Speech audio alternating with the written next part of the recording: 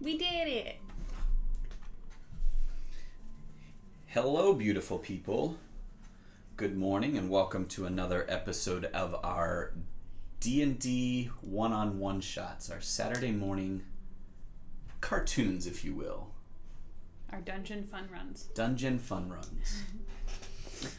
Today, we're going to swap up roles here, and I will be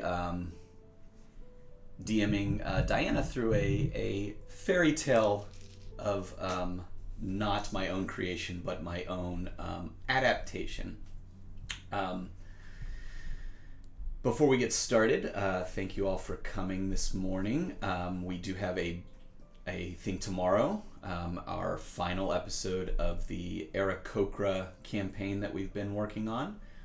Are you excited about that, Diana? I'm pretty stoked. I'm a little nervous because I don't know what we're going to do. Well, you're going to chew Like on some D&D. breadcrumbs, right? Yeah. But this morning, we have a different tale. A tale from another land.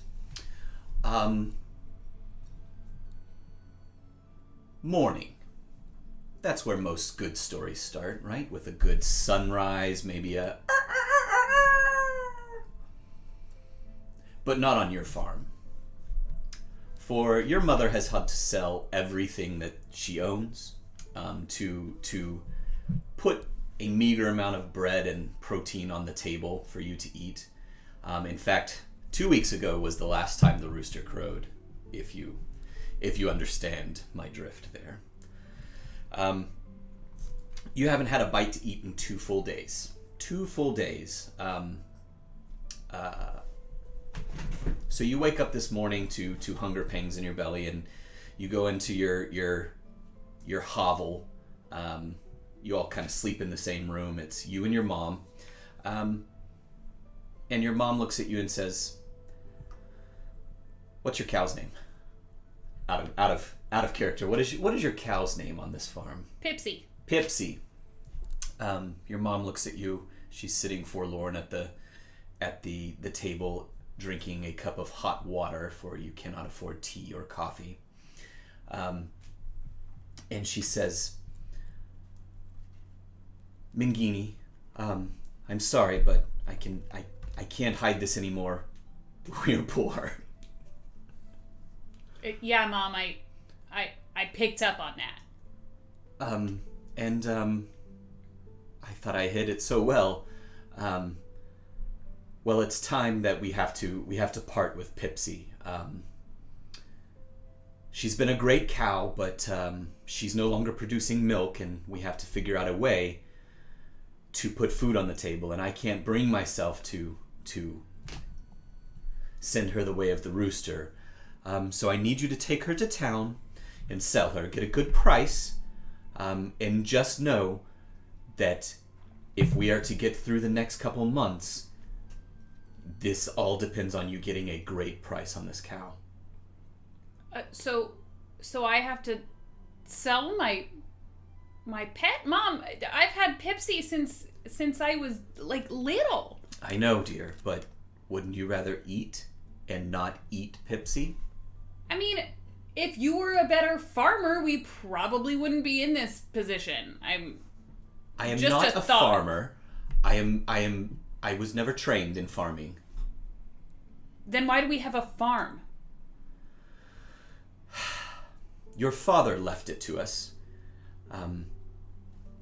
He was this is a tale you have heard countless times, but she still goes back to it like it's a memory that is set in memory and rote, and she just spouts it off almost as a coping mechanism. Your father, bless his soul, he tried very hard to put a good living for us, and the merchant life just didn't work out for him, and this was the last possession that he had, and it wasn't really a farm, it was more well, you see, it's simply a hovel. It was something he acquired in his dealings, and... Well, thanks, Dad. Speak more highly of your father. I will not have you impugn his memory. Look, I didn't ask to be born, so the fact that the two of you can't seem to put together a life for your kids is a little frustrating. But whatever, Mom. I'll go to the market. She bursts into tears. I feel bad about it, but I'm not going to show her that. So I'll probably pick myself up, stretch a little, and head to the door to collect Pipsy. Just make sure you get a good price. Bye, Pips. I'm sorry, Mom. And then I walk out the door. So you gather your cow. Why don't you describe yourself for us as you're walking down the road, the lonely, forlorn road to the town? Certainly. So, Mingini is very, very tall and very, very lithe. She's in that awkward stage right between like teen years and adulthood, where there's definitely the longing, the obvious look of someone who desperately wants to be considered an adult. She probably has just a little too much charcoal lining her eyes and perhaps a little too much rouge on her cheeks, but her skin is very, very fair. She has vibrant green hair, slicked back to reveal long pointed ears. And she's always kind of like slouching. Just always. Never really standing up straight. full of angst, I imagine. Yeah, she's sort of hateful. Mm. You don't understand. You don't understand her. Typical. So you're walking down this road. It's a very desolate landscape. There used to be communities here, but they've all kind of died out. You see some abandoned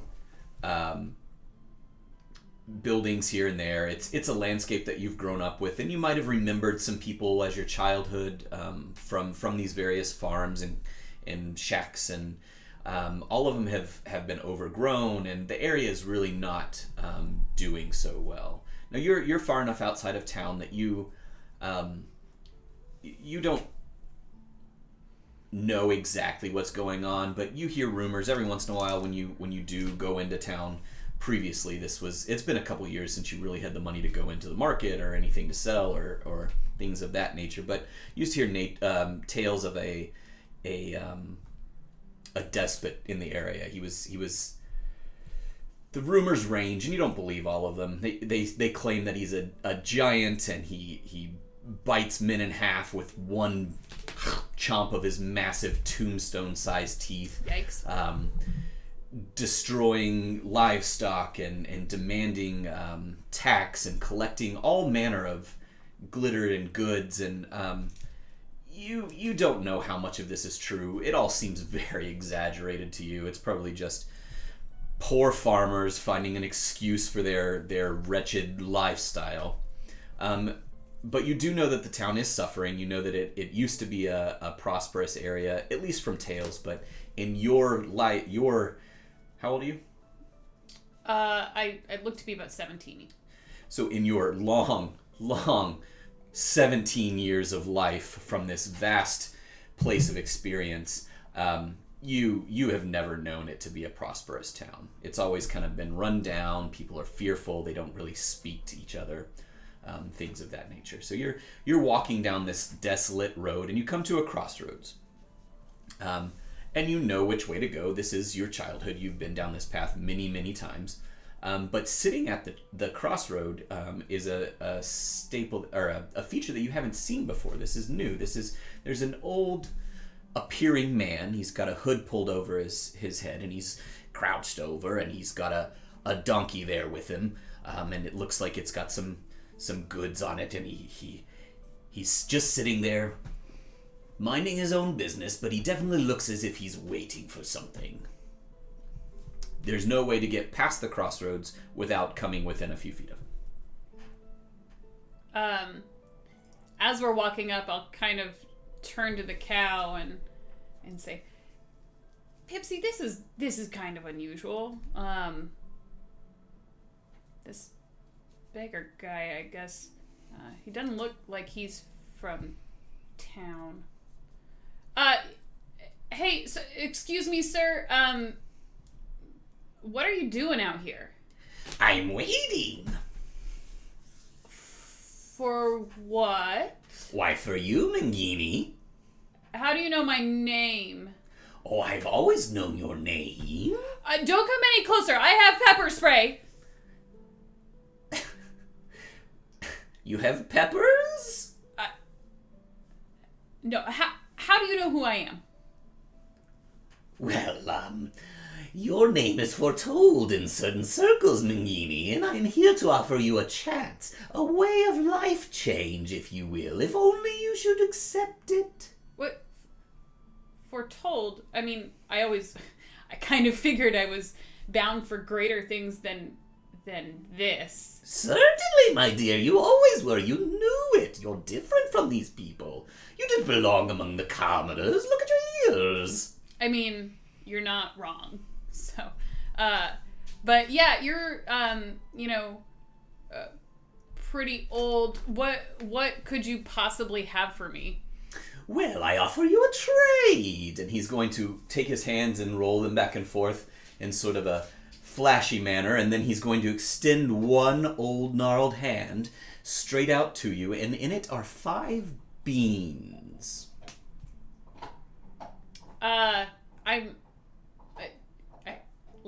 I'm hungry, but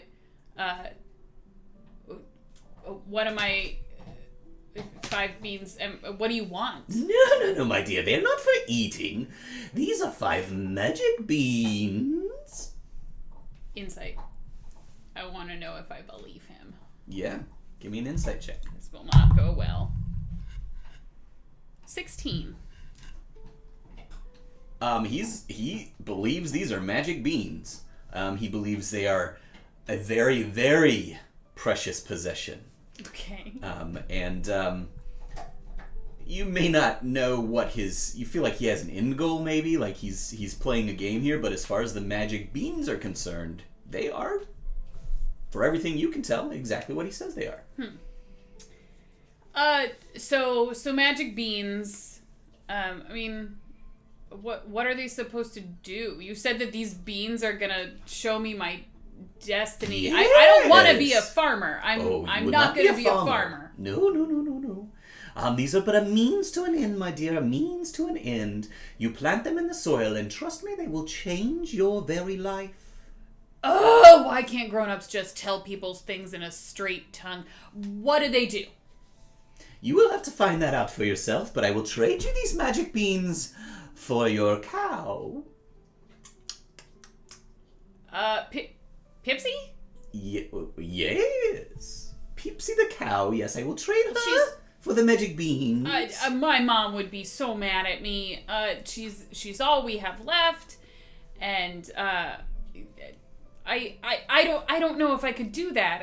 It would break her heart and probably starve us.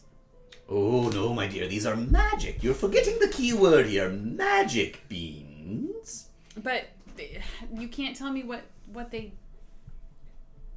do. Is it good magic? Oh, certainly. It will change your life. It will present certain opportunities for you to seize and take that destiny you always know you are being for. So, I'll sit there and kind of think for a second. Now, I'm a kid, but I'm smart enough to recognize that if Pipsy's gone, we literally have nothing else to sell. So, bottom line, whatever I get for Pipsy is going to be what we live off of as a family. But it's your destiny. Well, like, if they don't grow magic, we can still eat them, right? Oh, I would not recommend eating these. You won't like the outcome. Plant them, water them, and watch your future grow.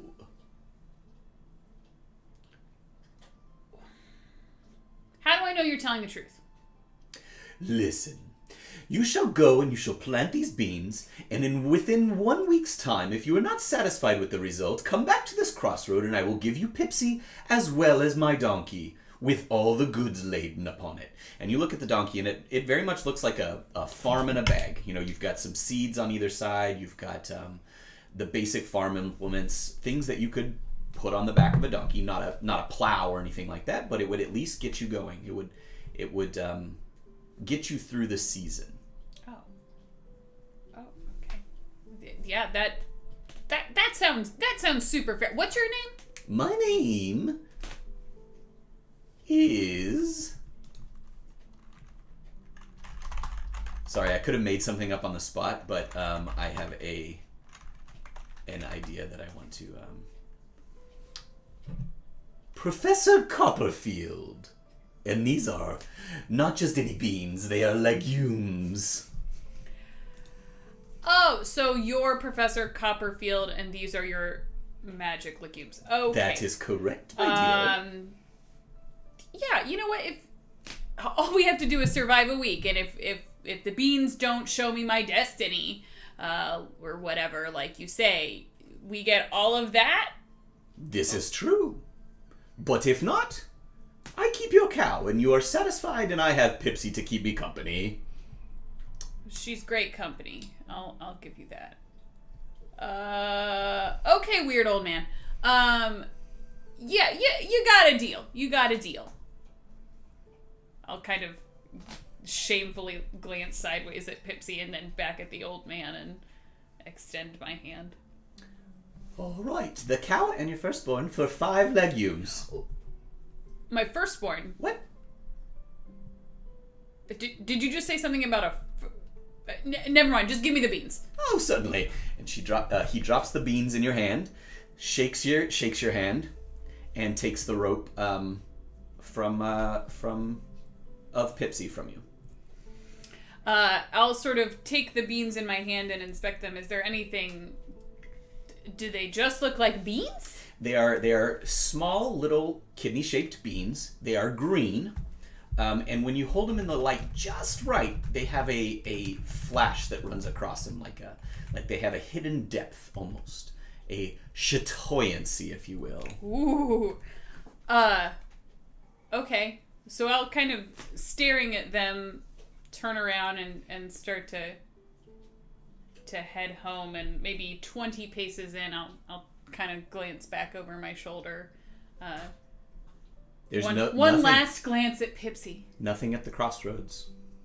Pipsy is gone. There are hoof marks. There are feet marks. You can see where there was somebody, and there was a stump sitting there where the old man was. Okay, well that's real weird. Damn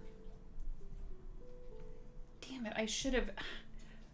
I'll bet he was magical. Damn it. Okay. Well, I guess I'd better go plant these if I'm gonna fulfill my destiny. Figure out something to tell Mom, and I'll head home. So you trudge back up the path there. You got a little more spring in your step now. You know, you felt like you got a great deal on these beans.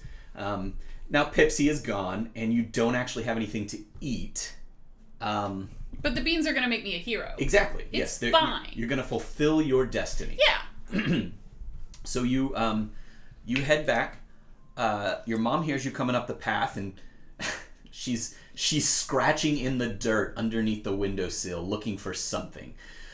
You hear her muttering to herself. She said, oh, "Surely those basil plants left some leaves here, or something that I could plant." She's just digging in the dirt. Hi, Mom. Mangini, you're back so soon? Yeah, well, I see. There was this guy in the crossroads, you know, on the way into town. So I got an amazing deal. So he gave me these, and I'll show her the beans. Gold coins? Oh.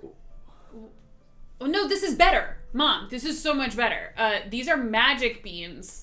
They're gonna help me fulfill my destiny, and get out of this stupid rat hole farm and be the hero that we all know I was born to be.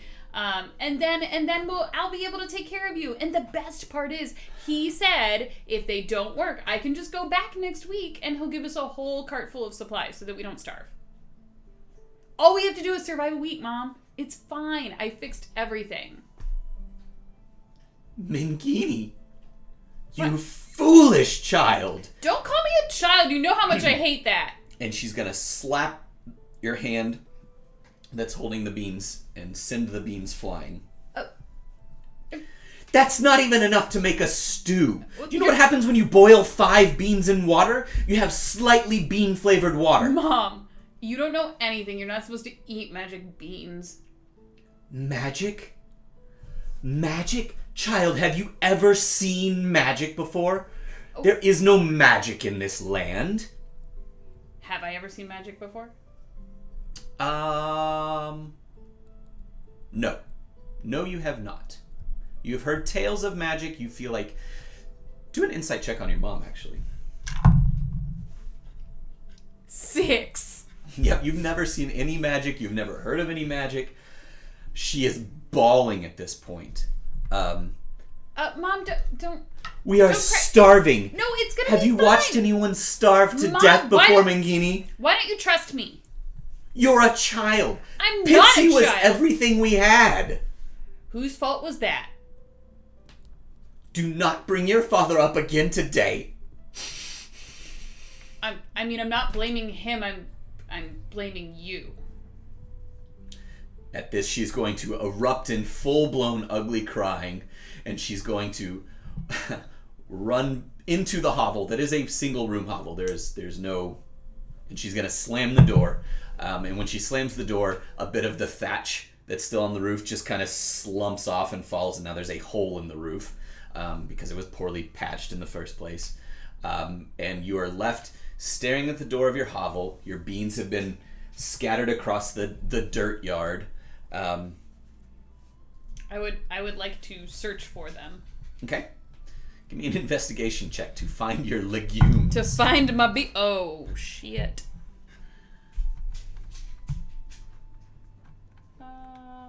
Investigation. 9! Okay. You search and search and you find 2 of your legumes. 2 of your 5 magical legumes. Oh, fuck me, I guess. Okay, I will... How do you feel about that? You've just traded your cow and you've lost 3 of the damn beans. I mean, I'm not a good farmer. I know nothing about farming. They're in the ground, right? Like, they're on the ground, so they'll grow. Right? So I'll take the 2 beans that I found. I'll dig like a little hole in the ground, and I'll put the bean in the hole and cover it up. And then I'm gonna go and get just a big old bucket of water. In roughly the area where I buried the 2 beans and where the other 3 were dropped, I'm just gonna upend this whole bucket of water. Where is this? Where are you doing this in relationship to the hovel? I imagine it's probably about 10, 15 feet away if she smacked my hand and the beans went flying. Okay. All right. You're very hungry. You did not get any food out of this deal. But I'm like real proud of myself. You got some beans. You got some magic legumes from Professor Copperfield, but Pipsy is gone. So there's not much to do around here. Maybe go crawl in the fields. Go find some good fields down here. There's some lovely fields down here, Dennis. Could I? Because I am starving and I'm assuming the family has been pretty hungry for a while, are there sort of woodsy areas nearby that I could like forage for roots so that my mother can eat something and stop being a huge bee? Wow. Wow. She is trying to take care of you? She doesn't understand. Yes, there are some woods. It's late fall season, so there are some berries and maybe some fruit out there if you can find it. You've searched these woods before, but you might as well go see if you can find some lunch or breakfast. Maybe make amends with your mom, so you might be able to share the bed with her tonight and not have to sleep outside in the dirt. I'll give it a try. I'd like to try and find like a bird's nest with some eggs and whatever tubers and fruits I can find. Yeah. Give me a nature roll. Oh, balls.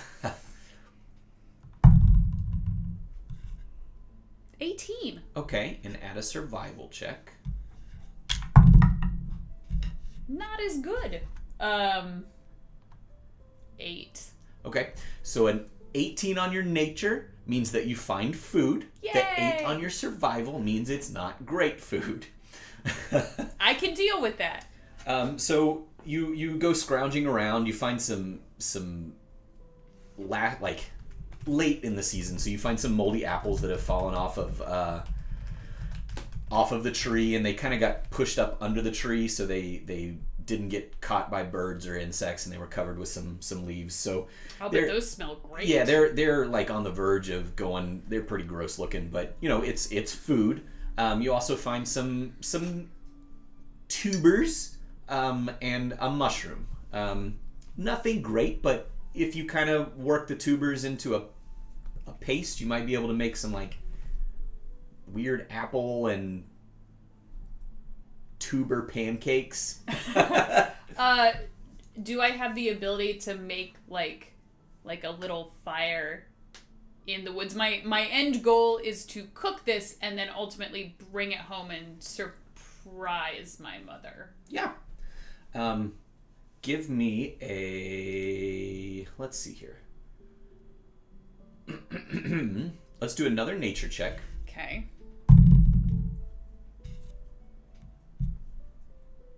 18 again. Okay, great. You get the fire going. You at least have some woods handling, some woods knowledge. You've grown up in this area. I know how to handle wood, if you know what I'm saying.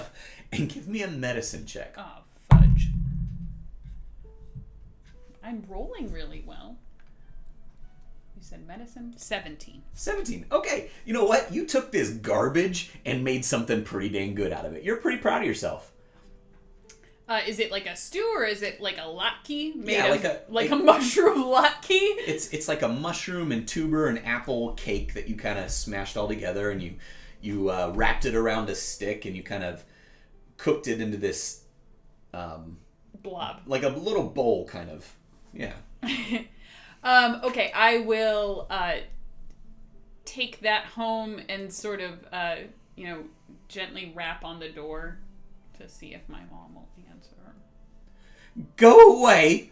I can't even look at you right now. I'm so ashamed, my child, believing in magic, trading our last source for magic beans. Your father would be so upset. Does she sound angry at the mention of magic, or does she just sound disappointed? She just sounds broken. You know, okay. American Gothic? She's the sad farm wife at this point. You're in your last pair of clothes. You've been digging in the dirt for food for the last several months. This was the last kind of straw. You saw her really break down when she had to kill the good old rooster, and you had some suspicious stew after that. But really, losing Pipsy as kind of your last possession really kind of undid her. Combining that with the fact that you got nothing out of her, she is a broken woman. I'll kind of invite myself in. Yeah, you don't have a lock. This is a shack door. I'm amazed that there's a door. I'll kind of walk over. Is she seated or is she? She is thrown face down into your straw that you use as a bed. I'm gonna quietly go over and sit down beside her. Split my wonderful concoction, my mushroom latke, in half, and I'll sort of offer her half in a, hold it close to her face so she can smell it, so she can tell that there's food there if she's face down in the mattress. She sits up and she's just defeated. Eat something, you'll feel better. So she takes it and she's nibbling on it and she says, "This is so good. Thank you so much. I'm so hungry. But really, you should take it." And she rips that piece in half and hands. No, I have some. It's fine. "I'm sorry, my child. I'm so sorry that I have provided you with this life with nothing to look forward to." It's okay, Mom. It's fine.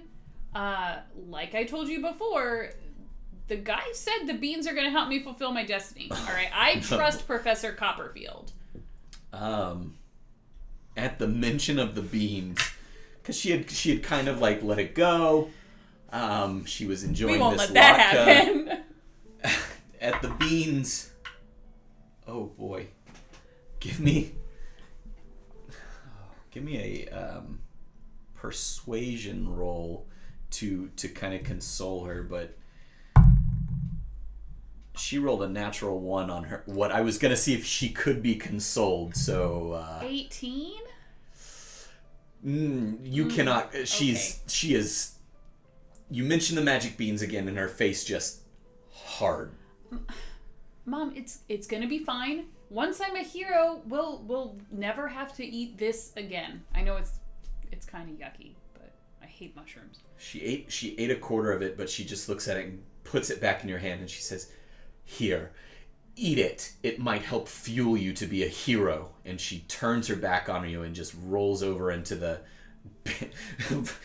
on this crappy hay mattress. She just lays down and stares at the wall. Well, she gave it back to me. I'm gonna sit there and eat it. What time of day is it at this point? By the time you foraged and mid-afternoon, it's starting to get late, as a farmer, you don't really have anything to burn, so you can't see anything. You don't got a fire. You don't have a candle. This is the saddest! So, the sun goes down, and that's kind of it, right? Like, you're like, well, I guess I too will go to sleep. My free light is over, so I guess it's time for bed. I will submit to my my circadian rhythm and go to sleep when it's dark out. Are you sleeping there in the hovel with your mom? No, she's, I'm assuming, sulking and oh yeah, she hasn't said anything to you in hours. Okay, yeah, I'll probably go out and find a tree or something with a nice low branch, and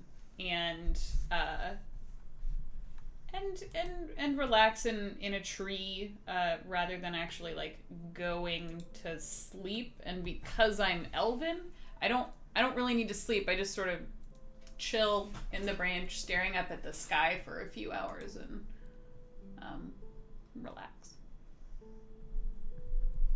Okay. Did you go into the woods, or are you kind of in eyesight of your cabin or your hovel? I probably went into the woods. I probably went far enough into the woods that I knew my mother wouldn't be able to find me. Okay. Half running away, but not really committing. You're just yeah. Like, I just want to show her what life would be like without me. She'd be miserable. She sounds pretty miserable already. I mean, fair. So you kind of go into your trance, and once again, about the time that the rooster would crow if you hadn't eaten it, the sun starts to rise, and you get a daybreak, and you get that false dawn. And even though you're in the woods, it seems maybe a little more shady than you're used to. The sun does take a little while to penetrate the branches, but you woke up and it was still semi-dark where you're at. Something that you're not used to. So you thought maybe the weather is whatever, like maybe there's some clouds coming on, so you think maybe you want to get into shelter, because if it's blocking the light out that bad, it might be a storm, and your hovel provides some protection from the elements. Gotta patch up that hole before it starts raining. I'll head home. Okay. You come out of the woods, and so you kind of see the hovel there in front of you, but rising above the hovel is the largest plant you have ever seen. It looks like 5 distinct different trunks. They're all about as wide as a full-grown man's waist. And they have come together and they've wrapped up, and it just reaches and reaches and reaches up to the sky, and it's got massive leaves, and you can see that this is why the sun wasn't penetrating the woods like you're used to. In fact, the entire cabin hovel is wreathed in shadow. 2 things. Does it look like the 5 stalks are coming from where the beans were on the ground? It does. So you're behind the cabin, so you couldn't see it immediately as you're coming out of the woods. But as you walk around the side of the cabin, it looks like those spots about 10, 15 feet out from the cabin where you had thrown water in hopes of growing your crops. That's where each one of these man-sized trunks had burst from the ground and wrapped together, and gone all the way up, reaching up into the clouds. And does it look like there is anything, because this is a teenager, mind you, does it look like there's anything on the stalks, the trunks at the bottom, that I could present to my mother as edible in order to rub her face in the fact that she got mad at me for doing this? No, this is a well, actually, are you going to walk up to it and check it out? Yeah, probably. Go ahead and give me a perception and investigation, just to get some details on this thing. Perception is going to be a 17, and okay. Investigation. Actually, give me do nature instead of nature? investigation. Yeah. Okay, that's not going to be as good. Hey, nat 20. Oh shit. So you look at this thing, you kind of poke it. Above your head, maybe about 15 feet off the ground, you see these big, broad leaves are branching out from it. They look very sturdy. Like they look like they could hold your weight if you were to stand on them. This thing is massive. It's the size of it's about, let's see here. It's about 20 feet in diameter. Okay. Sorry. Go ahead. So as you kind of touch it and poke it, it's a little bit spongy, like a vine versus a woody tree. Okay. And it smells like just fresh cut grass. It's got this very strong aroma of nature and grass kind of pouring off of it. With a nat 20 on nature, you take your dagger out and you kind of scrape a piece off and give it a little chew, kind of. Mm-hmm. And it tastes kind of like a dandelion stalk. So you think maybe you could make some dandelion tea or something like that out of it if you shaved off some bits of it. Can I see the top of it, or does it just kind of you can't go up forever? It goes up until it hits the clouds, and then it disappears and looks like it keeps going. Okay. I will shave just a little bit off of, like, some of the pulp off of the stalk that I initially cut, and go inside the house. Is my mom up? No, she's still asleep because the whole cabin is shaded. So as far as like her normal rhythms, she's probably stayed up late crying because she didn't know where you were. And, Sure. You know, the I'm usual, a terrible daughter. yeah. You know, that kind of thing. But she did not wake like she normally would because the sun didn't actually come up and wake her up. I will prepare her morning cup of hot water. Except this morning I will add in the spongy dandelion-y type stalk bits. And I will tap her on the shoulder. She slowly rolls over. Oh, I was hoping you were somebody that would murder me and put me out of my misery. Oh, you're so dramatic. Just take this, and I'll hand her the tea. And she takes it almost automatically because she's a little groggy. She feels like it might be the early morning. She doesn't say anything, but she's just very distraught. She takes it and she smells it first, and she kind of perks up and looks at it and tastes it and goes, "Wild dandelions? They haven't grown in this part for years." Well, see, why don't you just come with me? First of all, I told you so, and I'll just kind of start walking towards the door to the cabin and like hold it open for her. So she's sipping this tea, and with every sip of the hot water, you kind of see her eyes perk up a little bit more, like she's rejuvenated in a way that she hasn't. And come to think of it, your tongue's a little tingly from where you tasted it, and you too are very perky and maybe a little more alert than you usually feel. Definitely feel like you got a little spring in your step that can't just be attributed to being right. I mean, you being right is a pretty big deal. Yeah, that's kind of almost a drug in itself. Like You're just really on this. So she steps out the cabin and looks up and up and up and drops the cup, and her hands just fall to her feet or to her sides, and her mouth is just like. So, I feel like you owe me an apology now. She's gonna look around and she's gonna first pinch herself a little bit and then walk up and poke this giant stalk that came from legumes. And then she's gonna poke you a little bit and go, I starved to death. It finally happened. No. What you did was make the smart choice to let me go ahead and try and take care of our family. And as you can see, I did like a great job. Your tea came from right over here on the stalk, and I'll bet you if the stem tastes this good, whatever fruit is at the top is going to taste 1,000 times better. And you notice, and she does as well, that the hunger pangs that were stabbing you in the stomach when you woke this morning, they've subsided quite a bit just from that little nibble on the bit of stalk that you had there. And she kind of notices it too, and she says, "You know, I think you may be right." That didn't sound like an apology. Nagini, I don't know what to say. How about, hey, Mangini, you're super smart and made a great choice, and I'm going to listen to you from now on. How about that? Yes. All of that. She's really having a difficult time wrapping her head around this. It's weird that you're agreeing with me. And she reaches down and picks her cup up. It's spilled, but there's some liquid left in the bottom, and she kind of drinks it again, and she's awestruck. One, she's struggling with the fact that you were right and that there is magic. Of course. And that this giant stalk sprouted from the ground.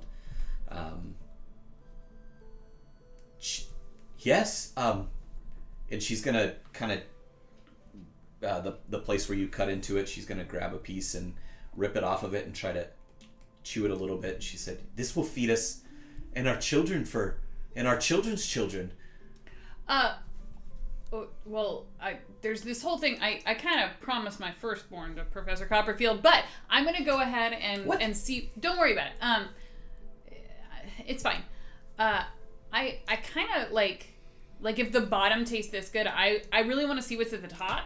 So, gross. Could you make yourself useful and fill the hole in the roof while I'm gone? Why don't you climb up and cut one of those leaves down and we put that on the roof? That's a good idea. I'm gonna try and start climbing. Okay. So it does have that spongy vine texture. Now you can't get your arms around it because it's massive, sure. But you could probably cut some hand and foot holes into it. And when you do this, the sap kind of leaks out of the so it's a little sticky as you're climbing. But give me a athletics check.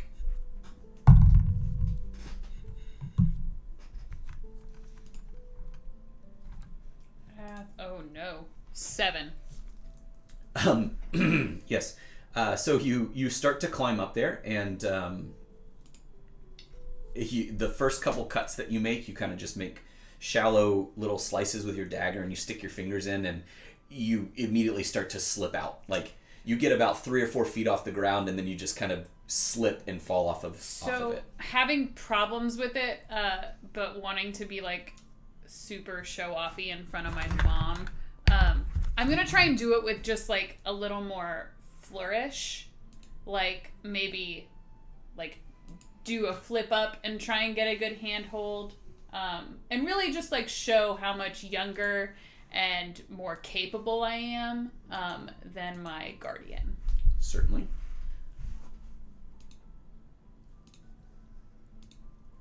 Go ahead and give me another athletics, but this time, as you've kind of slipped out and fallen the first time, but you made it look cool as you were sliding back down. You're like, oh, I just needed to.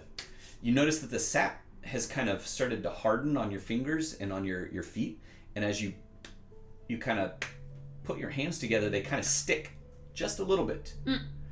So as you're noticing that if you let that sap harden just a little bit, instead of slick and slippery, it starts to actually get sticky. So give me an athletics with advantage. Good.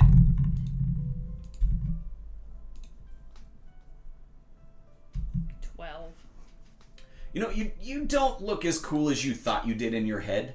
In your head it was real cool, but in reality you were doing this you made a cut, you stuck your hand in there, and then you pull it out and it kind of stuck and you're like, whatever, I'm just going to tell everyone how cool it was, yeah, so absolutely. It doesn't matter. So you get to that first leaf. Give me a strength check to see if you can break this off. I'm not good at strength. Oh, 19. Yeah. You so this leaf, it's massive. It's 6 feet by 4 feet. It is a huge leaf. And you take your little dagger and you kind of saw at it, and then you push on it and add your jump up and build. Down on the stalk yeah, part. And it starts to break, and then you saw off the last few fibers, and look out below, and it just kind of does that, And when it hits, because it's so large, it puts up this massive gust, and all the dirt goes flying, and your mom's like, "Thank you, be careful." And she starts to drag it over to the house to start to use it to patch the hole in the roof there. How far up the stalk am I at this You're point? about 15 feet. Okay. And are the leaves frequent enough that I could like hop from one to another, or are they so far apart that I would have to do climbing in between? You'd have to do climbing in between. Okay. Now, as you get higher and higher to the top, they might be closer. It's hard to tell right now from perspective, but Sure. right now it's about 6 to 10 feet between leaves, and they're not stacked. Obviously, they're kind of around the thing, so you'd have to kind of crawl up at an angle to get a moment to rest on those sections. Well, having my mom tell me to be careful, I'll say I can take care of myself, and I'll keep climbing. Again, trying to look as cool as possible, scaling this stalk. Give me an athletics check. Or sorry, acrobatics. 10. Okay. It's not super hard to climb, and now that you actually with advantage because you do have sticky Good. fingers now. Because I rolled a 2, and that's way better. That is a 24. Yeah, you shoot up that thing. You're like, "Mom, whatever, I can do it." And you're just like, Shut up, Mom! You don't understand "Shut up, me." Mom, I can do this myself." You go up about another 15, 20 feet. Actually, what's your movement speed? 30. 30 feet. Yeah, you go up 30 feet, and you get to a leaf, and you maybe take a breather. You're looking down. Are you frightened at all?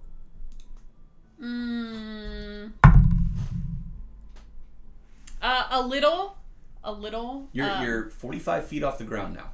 Yeah. Am I still within eyeshot of my mom? Like, could she see me? Yes. So I'm not gonna show it then. Okay. All right. Yeah. Well, you have an opportunity to sit on a leaf for a minute. They will definitely support your weight. You're an elf. You're not very heavy anyway, but these are the thing. Where it's holding on to the leaf to the stalk is a good thick vine. Do I have? Do I have any kind of like rope or anything like that? I'm assuming I don't because we're dirt poor. You're a dirt farmer. I'm lucky to have a fucking dagger. Yeah, you were. That was gonna have to be the next. Your mom was holding on to that just to I don't know. To shank someone and rob them. Okay. I will proceed up the stalk. I'll keep going. But I'm going to make note of where I'm cutting the handholds and the footholds so that if I lose my grip and slip, I know where to grasp at. Give me an intelligence check. That's not something I'm good at. 13. Okay. I mean, just looking, you've been in the woods long enough, and you kind of look like it looks like you can plan your way so that if you were to fall, you would hit a leaf. Yeah. So just spiraling up this thing, now that is going to take more effort than just going straight up, but this way you have a safety net, if you will, when you're climbing up there. Give me another acrobatics, and at the same time, give me a strength saving throw. Acrobatics 26. Okay. Strength saving throw natural 1. Natural 1. You're exhausted, so you can either take a point of exhaustion and keep climbing, or you can take a short rest on one of the leaves. What time of day is it at this point? It's a near 11 noonish. You're not really you're just climbing along. You've been climbing about 2 hours, and you're about, let's say you're about 100 feet up now. You're up there. And there's no sight of the top. It goes into the clouds. I'm impatient. I'm that impatient, impetuous youth, so I will not take a break. I will push through my exhaustion. Okay. Keep going. So give me another acrobatics roll at disadvantage this time. I rolled really well. 22. Yeah. Your angst and and desire to get to the top and see what is up here fuels you. And as you get higher and higher, the leaves start to get closer together, so it's actually starting to get a little easier, and you start to see, like pea tendrils, the little things that kind of come off of they're smaller vines that are kind of coming off of this, so it's actually getting easier and easier to climb as you get towards the top. As soon as I start seeing the pea tendrils, I'll probably stop and give myself like an USA moment to rest, and regain some of that exhaustion that I felt, because I know I'm getting near the top. And if you take a look over, you kind of see just this patchwork of the area put out in front of you. So you can see kind of wall outlines where farms might have been and fences, but you can't make out, like you can't even see your cottage anymore because the leaves are blocking it. And in the distance you can kind of make out the town like a gray smudge on the far side.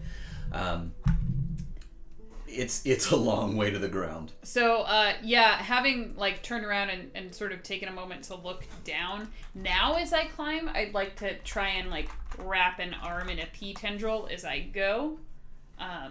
Just to feel rooted into whatever spot I'm currently holding on to as I continue up. Pea tendrils is a funny word. Pea tendril. Are you scared? Oh yeah. All right. So we're gonna say that you are frightened right now. So you are going to take disadvantage, but mechanically you would be disadvantaged, but you're overcoming that with intelligence. So you're wrapping your arms in these pea tendrils and you're powering through, but you are scared. So give me let's do a Constitution saving throw real quick. This will not go well for me. 10. That's good enough. Okay. Your angst and desire to prove your mom wrong. Question. What is your driving motivation here? Is it to save your farm and save your family? Oh no, I absolutely just want to prove my mom wrong and fulfill my destiny and become a famous folk hero. Okay. Forget all about this crummy town. Days spent dreaming in the dirt clods as you farmed moisture and mud. Yep. Becoming realized as you climb this legume stalk to the top. So as you get closer and closer, and it starts to weave just a little bit. It's so thick, but it is so tall that as you're getting to the top, your weight is starting to sway it a little bit. But then you reach it, you get to the apex, and it looks like the clouds just spread out in every direction. It's about the stalk goes up about another 4 or 5 feet above the clouds, but when you get there, there's just clouds in every direction. And there's nothing at the top of this beanstalk that looks like edible or anything like that. Nope, there's no fruit, if you will. Just those pea tendrils got thicker and thicker. So as the 5 vines kind of twirled together, and for a long time it was difficult if you could get your hand in between them, but they definitely grew together. And the higher and higher they got to the top, the more and more they kind of spiraled together. But then this almost coating started to come off the top of them. That was these tendrils that just kind of ran down for the last 50 or so feet. Okay. But there still was never anything overtly edible. Okay, so above the cloud line, I'm gonna do like a full rotation around to see if I can see anything up there. So in the distance, you see sort of it's a large manor house. It is you're coming into sort of mid-afternoon at this point, and you see it. You feel like you could get there in about an hour or so, and it just kind of seems to be floating in the clouds.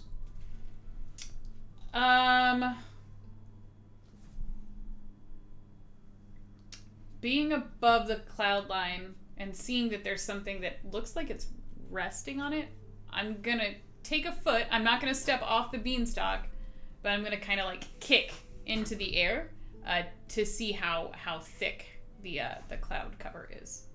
Like if it's super dense, I guess is the word.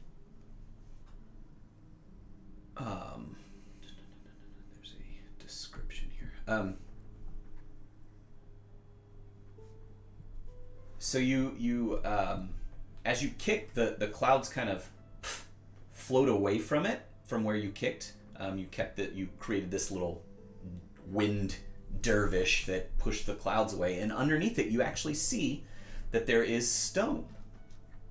It looks like a stone pathway that just kind of extends towards the castle. I will very, very gingerly put weight on the stones to see if it'll support me, if it feels stable. When you put your feet on it, there's just enough of a little from your body landing that the clouds just kind of evaporate from where you are. And it looks, as they push further and further away, it creates like a zone around you about 5 feet where the clouds have just kind of evaporated away from you and pushed off. And you can see that there's a stone path that's about 3 or 4 feet wide, and on either side of that there's a grass verge. It's actually, this landscape is starting to reveal itself around you as you step off of the beanstalk. Okay. I will let go of the pea tendrils that I was holding on to. And does it look like the stone pathway leads towards this building? That would be a logical conclusion based on the direction that it was going. I will start down the pathway, but like for the first maybe 100 feet or so, I'm going to be really tentative about the steps that I'm taking. Checking for traps, if you will, to make sure that, the ground's not just going to disappear out from under my feet or anything like that. Give me an investigation. Investigation 16. Yeah. The more and more you do this, the more confident you become. And it almost seems like the sun is working a little bit differently here, because it was rising as you rose. Okay. But then it continues, and you actually get what kind of feels like a second sunrise. As the sun comes up above the clouds, and the higher it gets as you're walking along, it starts to burn off this cloud cover around you, and it reveals a beautiful landscape that you couldn't see before. When you first stepped off, it felt like you were walking through a fog, and as that sun continued to rise, it burned this fog away, and you are revealed to have, it almost feels like the opposite of what you saw down below. So below, it was this desolate landscape that didn't look like it could grow anything. Here, it looks like you could chuck a tomato on the ground and it would sprout. Like the grass is the greenest grass you've ever seen. This path is immaculately maintained. The trees that start to reveal themselves in the distance are beautiful, like the perfect examples of a tree. If you could conjure to mind the picturesque tree, that's what it would be. So do I, as an individual, obviously I've never seen magic being performed, but do I know enough about the shitty circumstances of the actual literal world with which I am familiar to see this as, does it appear magical to me? Give me a history check. History check. 17. So I'm rolling really well today. Yeah. I need to. As you're looking at all this, you start to remember things from your childhood when things were a little happier. Now, you have no recollection of your father, but you vaguely remember at least a time when your mother wasn't completely broken down and unhappy, and it seemed like the land that you lived in, that you grew up in, seemed a little better when you're casting that memory back, and you're thinking, and you start to remember there was stories that people used to tell of a barrier between the worlds that was fantastical, and the humans and Fae folk used to live in more of a harmony, and you thought they were just tales of downtrodden farmers and broken people that they would tell themselves and their children to kind of escape the mundane desolation that they're used to. But now you're looking at it and you start to think, well, maybe the tales that they told were true, that there used to be a connection to the fairyland and the Feyland, and this is what helped to make the community that you were supposed to grow up in a thriving and beautiful community. Does it look like there's anything alive up here? Do I see signs of life? Human, people type things, animals? Or animals, like literally anything living other than the grass. Yeah, you do hear bird calls coming from the woods. Sorry,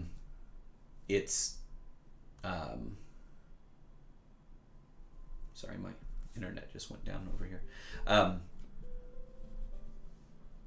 Yes, to answer, like it doesn't sound like, it sounds like it's living land. It's not that creepy stillness that you've come to expect in your own mundane life. Yeah, desolate, blasted landscape. It doesn't seem sad here. Yeah, it's quite the opposite. It almost seems happy. What's that like? You're about to find out. I'll kind of have like the Dorothy and Oz expression as I'm following this pathway. Like, can I just stay up here? Can I not go home? As I'm walking, I'm gonna kind of check out the plant life that's surrounding the path. If there's any edible plants, any shoots or tubers or anything like that, since it is getting to be midday or so. And I'm guessing that I'm in a constant state of hunger. Yeah, you're pretty hungry. And you do see the house in the distance, but it doesn't seem to be getting as close as you would expect it to. Like, you've been walking and you expected it to start to grow in your visage. But then out of the woods, as you're walking along, you don't see anything to eat. But you are scanning the tree line and walking down this path. The sun is full high up now, so if it was at home, you would be expecting it to be early evening. But here it feels like noon. Yeah. It's the sun is in the position that you would normally associate with noon. Okay. But your body clock tells you that it's time for dinner, and you're about to lose your light, so you don't have a lantern. It's about bedtime for you because, previously talked about. Mm-hmm. But out of the woods steps a fantastically dressed man. He is wearing this perfectly cut suit in the style of your day, and he's carrying a walking cane, and on the top of that walking cane, you see a flash of gold as it catches the sunlight. Has he seen me? He has. He is walking out directly towards you. I will try and put on my toughest facial expression and just sort of like chin up, stand my ground. He's going to stop about 10, 15 feet away from you, so close enough that he could see you, but not close enough that you would perceive him as a threat. And he's holding his walking stick in one hand, and he's going to put it behind his back and just kind of give you a very elegant legged bow with one leg forward, hands back. And as you do so, you notice that on the top of the walking stick, the flash of gold that you saw is a solid gold peacock.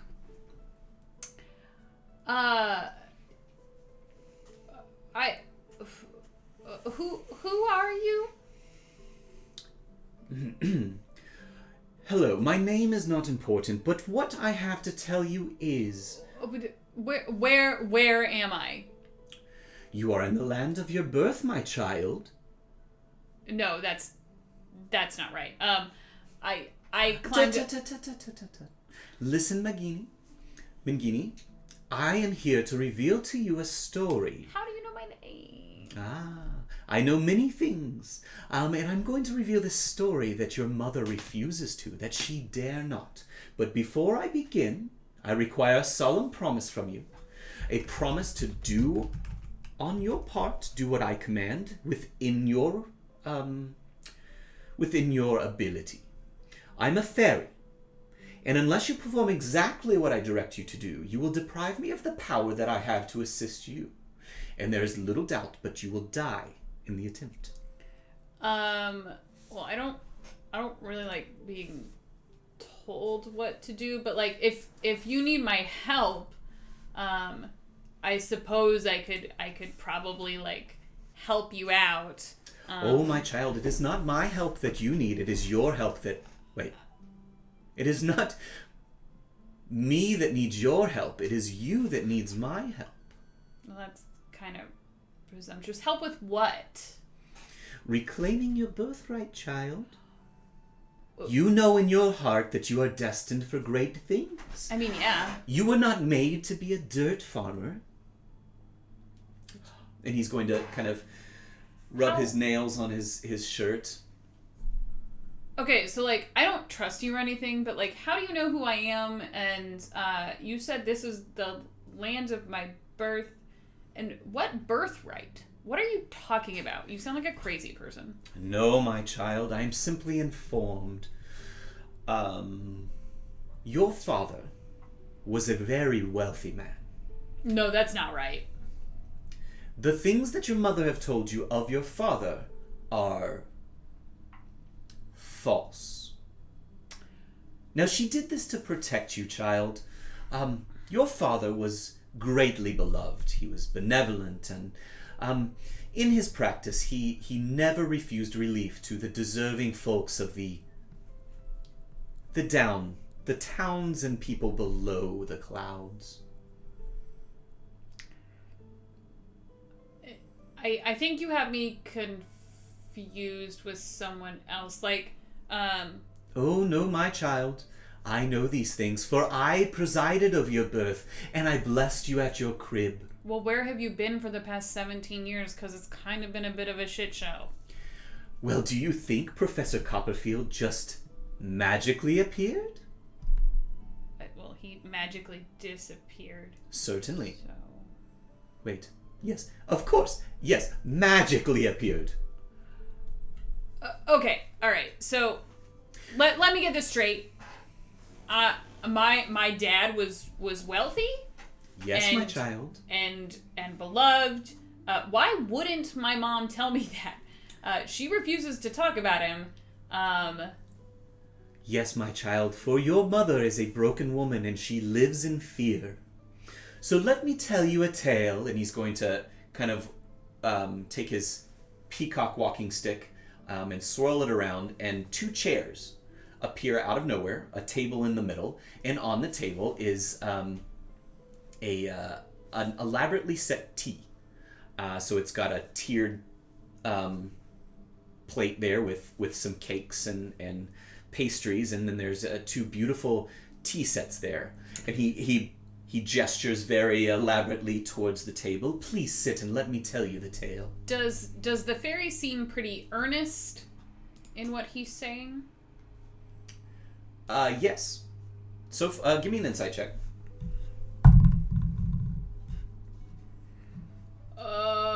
2.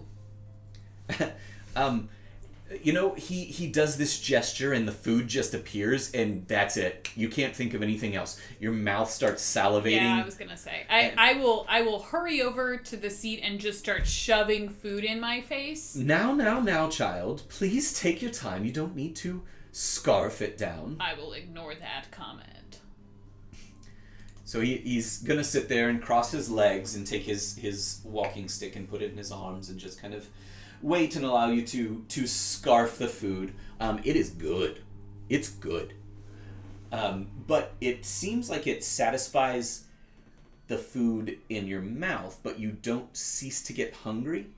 Almost like it's all look, no substance. Gotcha.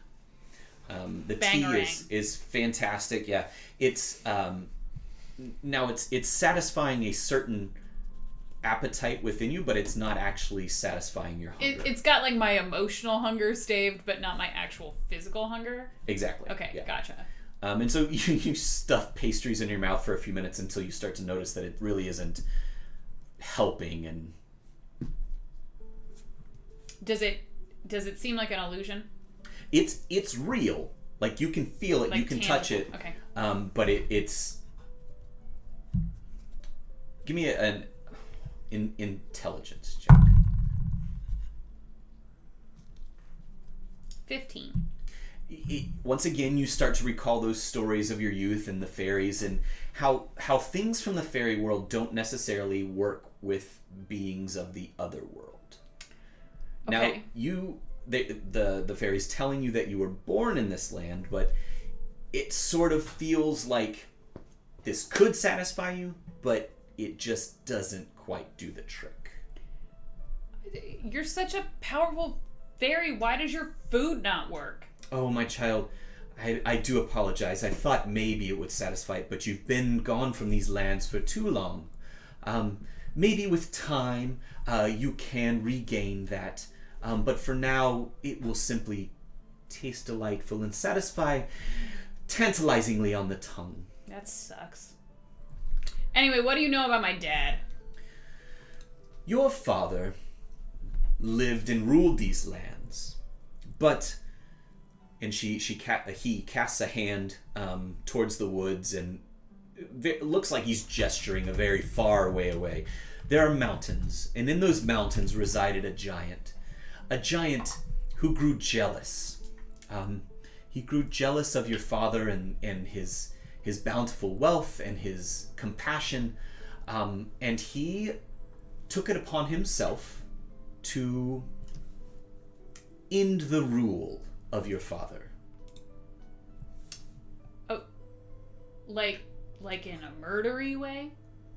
Yes, my child. Your mother was not lying when she said your father was no longer with us. There was one night, a dark and stormy night here in the Feyland. Your mother, who is of that land, had returned to seek out a friend, her mother, and she wished to bring you as a newborn to show them, and your father could not go with, so he stayed here, and you went there and met your grandmother, a mortal, and well, during that time, the giant infiltrated the castle and ate your father and siblings. I'm sorry. What? Yes. I'm sorry to tell you this, but Gog Magog is his name. Wait, I had siblings? You had 2 brothers, yes. And my mother just never mentioned that. Child, it was for your own good. She felt, and rightly so, that if Gog Magog ever heard that your father had any lasting relatives, you would be in great danger. He has quite a reach and influence, not only in these lands, but in the lands down below. You can't help but notice he closed off access to here, and he makes regular raids, and that is why the desolation is so complete. Okay, alright. So what you're saying is that Gog Magog got jealous of my dad and basically murdered my whole family, and somehow my mother just never told me about any of this. Yes, my child. And listen, I was appointed as your father's guardian at birth. Well, you did a terrible job, it would seem. Yes, I know. Unfortunately, fairies have laws which they are subject to as well. And right before the assassination, there was an altercation, and I was stripped of my powers, and this is what allowed Gog Magog to gain access to the palace, and without my protection, your father was at his mercy. So it's your fault he's gone. Yes, I will take that blame. It's your fault that my brothers are gone, that I've been starving to death down there with my mother. That's your fault. Yes, my child. And it is something that I am attempting to make amends to. I have recently regained my powers. There's been a coup in the fairy world, and I have been able to regain my status and standing. And this is how I was able to send Professor Copperfield to you to bring you to this land. I am attempting to make amends. How do you plan on making it up to me that you ruined my life? Child, fairies... I would have been a folk hero a long time ago. I could have been the best ruler that's ever been seen, but instead I've been down there digging in the dirt. So how do you plan on making that up to me? Your father left behind a trove of treasure as well as magical items, and they are all in the manor house at the end of this path. Great, let's go get them. I cannot help directly. Help what? Why don't we can just go get them? Child, this is your quest and your journey, and I can only help in roundabout ways. Fairies are very powerful but limited. If we were able to act upon the mortal world in ways that we saw fit, we would completely disrupt the balance. Okay, well, what can you do? I can tell you, in the Giant's manor... my manor. Yes. Let's be clear here. They are... His wife is not completely hardened to the mortal plight, so she is a potential way of gaining access to said palace. Also, I can pave the way to get to and from, so that the beasts of this realm don't waylay you. So what we go in and steal and run away like cowards? I'm not gonna do that. Child, I know that you think highly of yourself and your... It's called confidence when it's true. Yes. Look. I was the one that empowered the legumes to grow to the height and form this ladder. It is up to you to set right that which has gone awry. Everything in the tower, the manor that the giant possesses is yours. Therefore, you may take what of it you can and use those to gain your vengeance.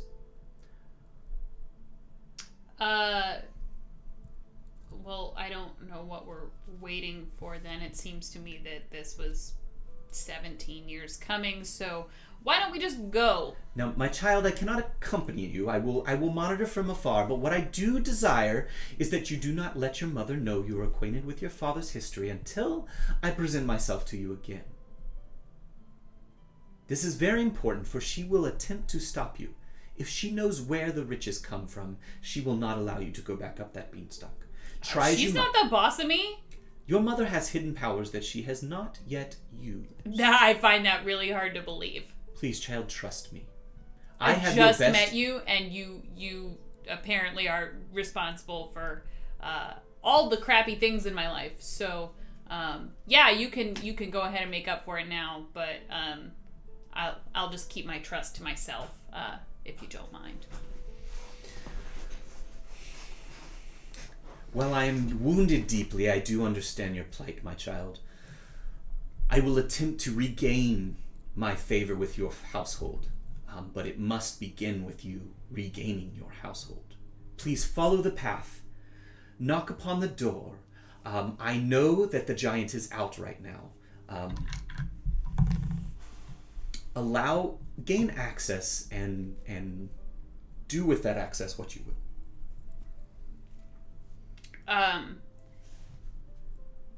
I'll kind of make eye contact with the fairy and well, thanks for basically nothing, and then I'll get up and kind of just walk back over to the path and continue towards the castle. he'll stand up and wave his walking stick, and all of the tables and chairs and everything will disappear.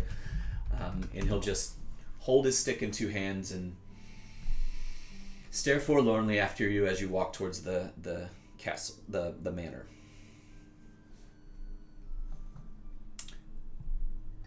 As you continue down the path, the manor starts to get larger and larger, and you realize that the reason that it felt so much further than you thought is because it is a very large house.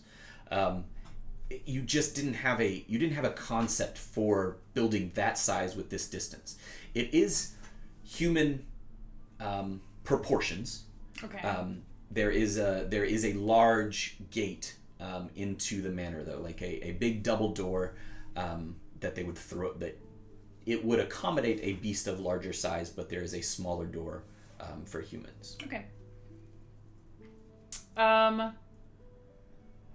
Looking around, there's no sign of life right now? No. And in fact, everything does look immaculately maintained. So maybe if you thought there would be desolation at this place because a giant lived there, that is incorrect. All of the topiary surrounding the place is still carved in fantastical shapes. It looks like it just grows that way.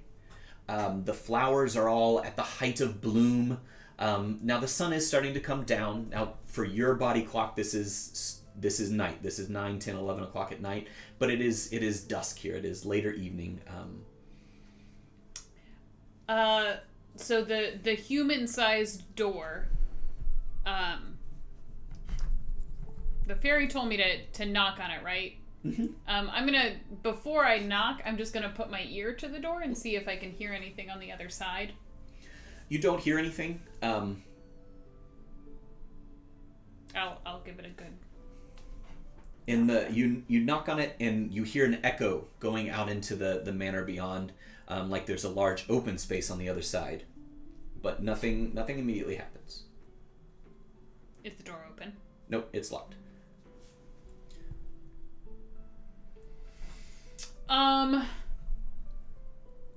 Can I try and unlock it? Sure. I would like to try and pick the lock. So you don't have thieves' skills, but give me a sleight of hand. I don't have it yet. At disadvantage because you're trying to use your dagger. Great, this is gonna go so well. Okay, well, that was a nat 20, so of course it's at disadvantage. And 10, so 14. 14. Okay. As you're fiddling around with this, your dagger kind of slips, and you're still trying, but you're making a little bit of noise, and you hear it echoing on the other side of the hall as you're doing it, and you're. Do I hear anything approaching? Yes. Now you start to hear something approaching. It sounds large, and you can kind of feel the ground and the door kind of tremor in conjunction with the sounds that the heavy footfalls is the only thing that you could think of it is. I will immediately remove my dagger and sort of hide it behind my back and lean nonchalantly in the doorway. Where are your eyes fixed?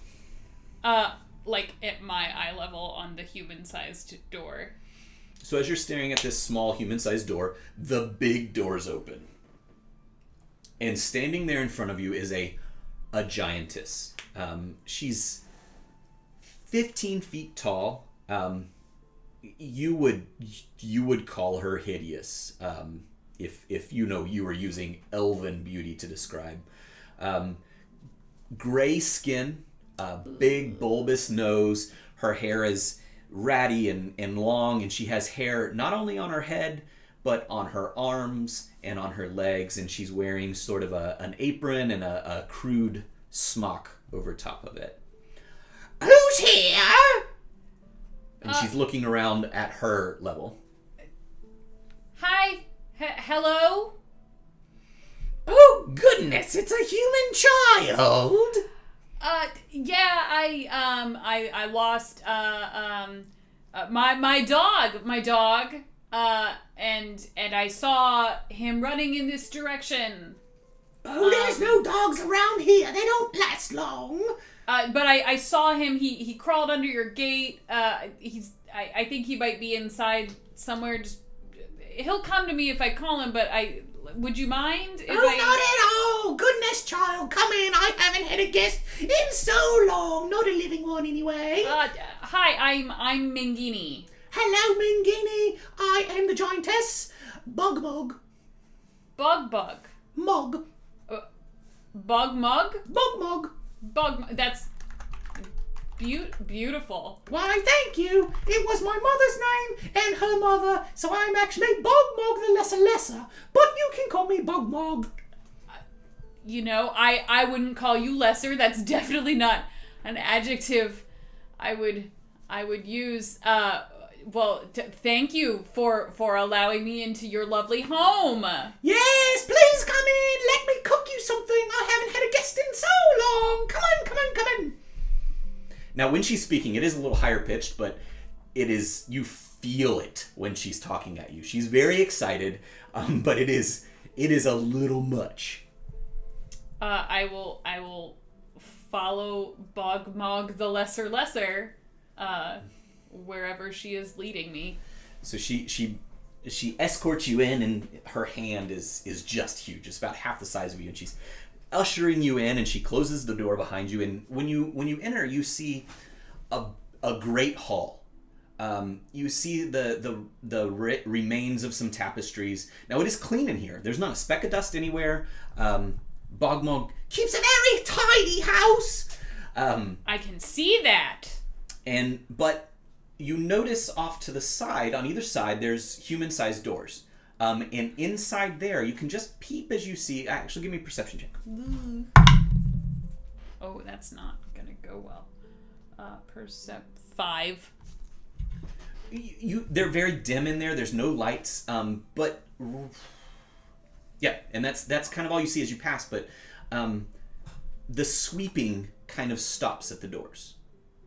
So this big great hall, and you can see that she's ducking just a little bit from the chandeliers that are hanging, but she continues to walk back, and as you walk back, you pass more and more passages that go off to the house at large, but they're all dark.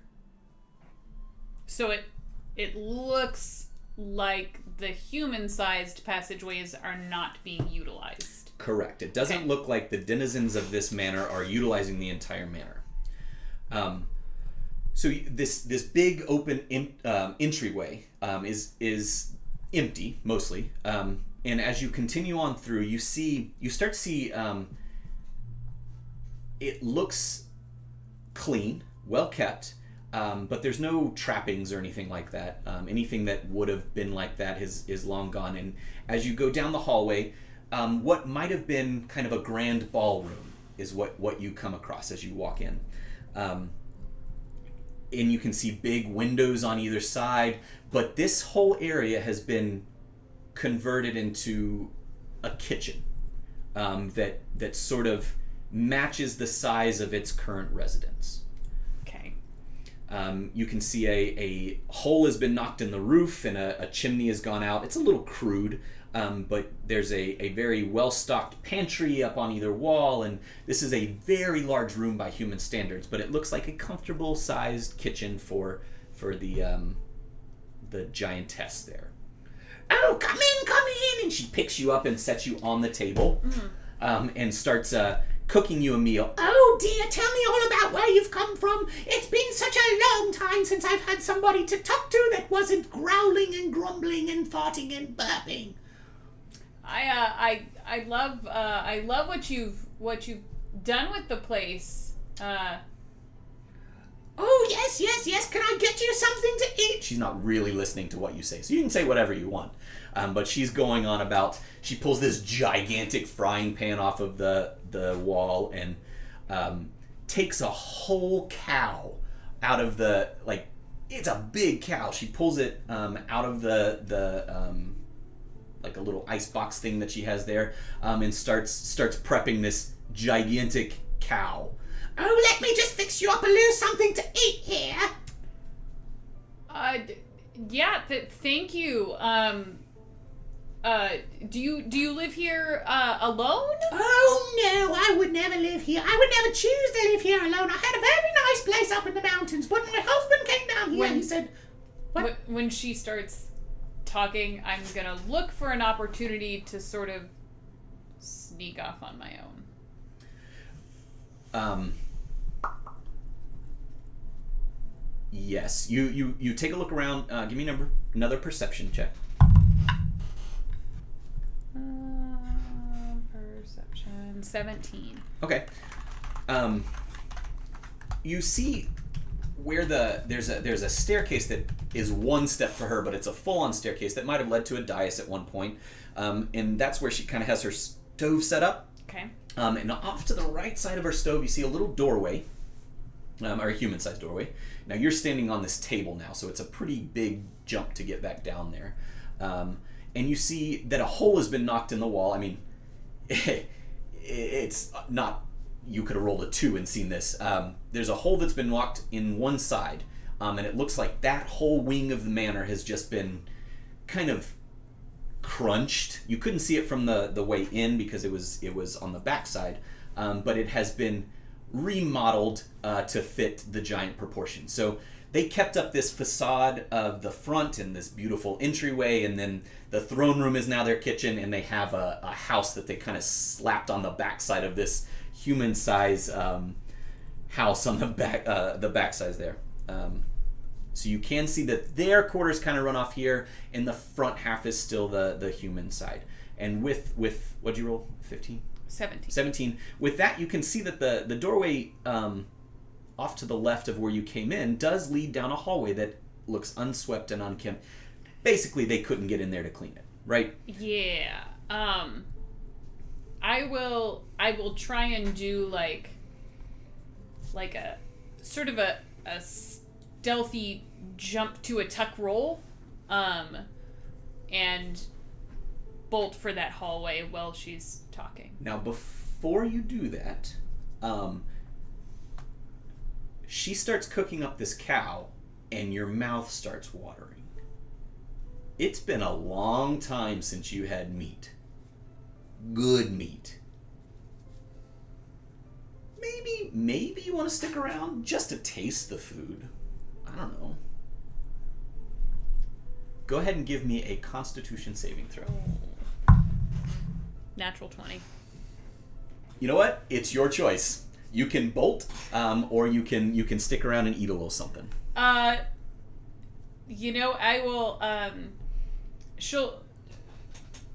Mangini will like go to like size up the running jump that she'll need to take to do this acrobatic thing, and then she'll get a whiff of the steak and just sort of like hang back a second. You know what? That hallway will be there later. I'm not gonna do anything with it. So I'll wait around for a meal before I bolt. So she puts this plate on the table there, and the plate it's bigger than a king-size mattress. This is the biggest plate you've ever seen, and on it she slaps this really well-cooked steak. You know, it's literally a side of beef, the whole side, but it's right there in front of you. It is, it smells amazing. Your mouth starts watering. She pops the lid off of a jar, and scoops out some green beans that were canned and put away, and she sets this really nice table.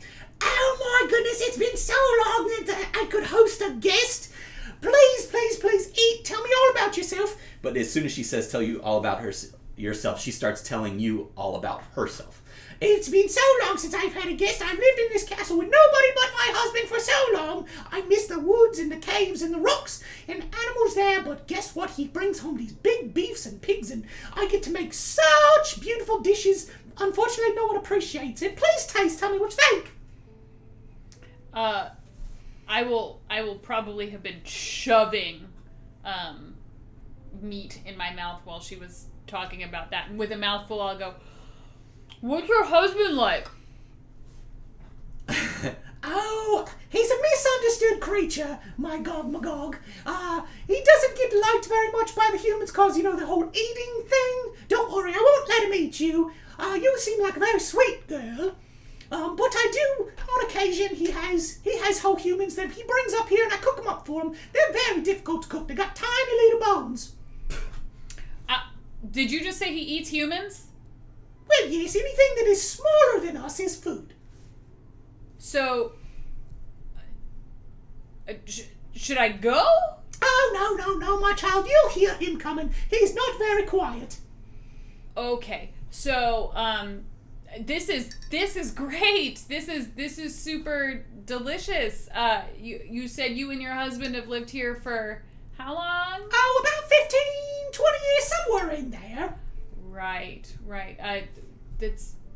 Forgive me for asking, but it doesn't seem like this castle was built to your specifications. I mean, I love what you've done with the place, but... See, we came in and my husband came here and he found this empty castle, so he told me, and it was full of gold and all these grand things, and he said he wanted to treat me like the princess that I am, so he brought me here and put me in this castle.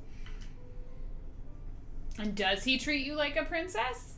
Well, I don't know how princesses are treated, so I guess so. I cook for him and I keep this place clean and he comes home and he eats all the food, so that seems great, right? He values me. But are you happy? Well, I'm very lonely. That's why I'm so happy you're here. Well, if you're lonely, then it doesn't sound like Gog Magog is doing what he's supposed to be doing. Well, he has to provide, so he goes out and he finds the cows and the chickens and the pigs and all of the vegetables and lots of beer. He drinks a lot of beer. But Bog Magog. Keg. Yes. Bog Mog. It is Bag Mag. Bog, the lesser. Bog Mog. I should call you Bog Mog the Beautiful. And I'm gonna kind of like stop it. Put one of my tiny little hands on top of her giant hand and just say, look, he doesn't deserve you. If you're lonely, you could go out there and get any giant you wanted. Well, the pickings are kind of thin for giants since, the humans kind of slay us. It's a thing. There's a whole sport there where we eat them, they try to kill us. I'm just saying, if I were Bog Magog, I would never leave you alone in this castle because you're a keeper, obviously. I mean, this steak is incredible. I don't know where you learned to cook it like this, but...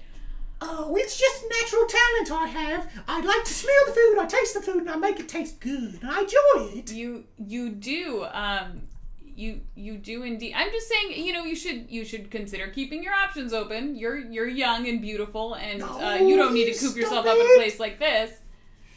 And about this time, you hear a thud, and the whole castle kind of shakes, and another thud. Oh my goodness! Quick! Get off the table! And she's gonna pick you up and set you on the ground, and she's going to open the larder, this big cabinet that they put up, and she's gonna usher you. Hide, and be quiet. He will eat you. I like you so much. I don't want you to be eaten. He's gonna. I will hide where she tells me to hide. You hear another thud and another thud, and they're getting closer, and the whole house is kind of shaking as it gets closer and closer. But I will try and make sure that I have an exit strategy, like I'm not being shut in something. So she opened the larder and she ushered you in. And it's dark under there. It's shady, but she doesn't close it all the way. Okay. She just kind of pushes it closed, and there's a crack. Now, a crack for a giant versus... I could walk through freely. It's like 4 feet wide, but okay. From a giant's perspective, it is closed mostly.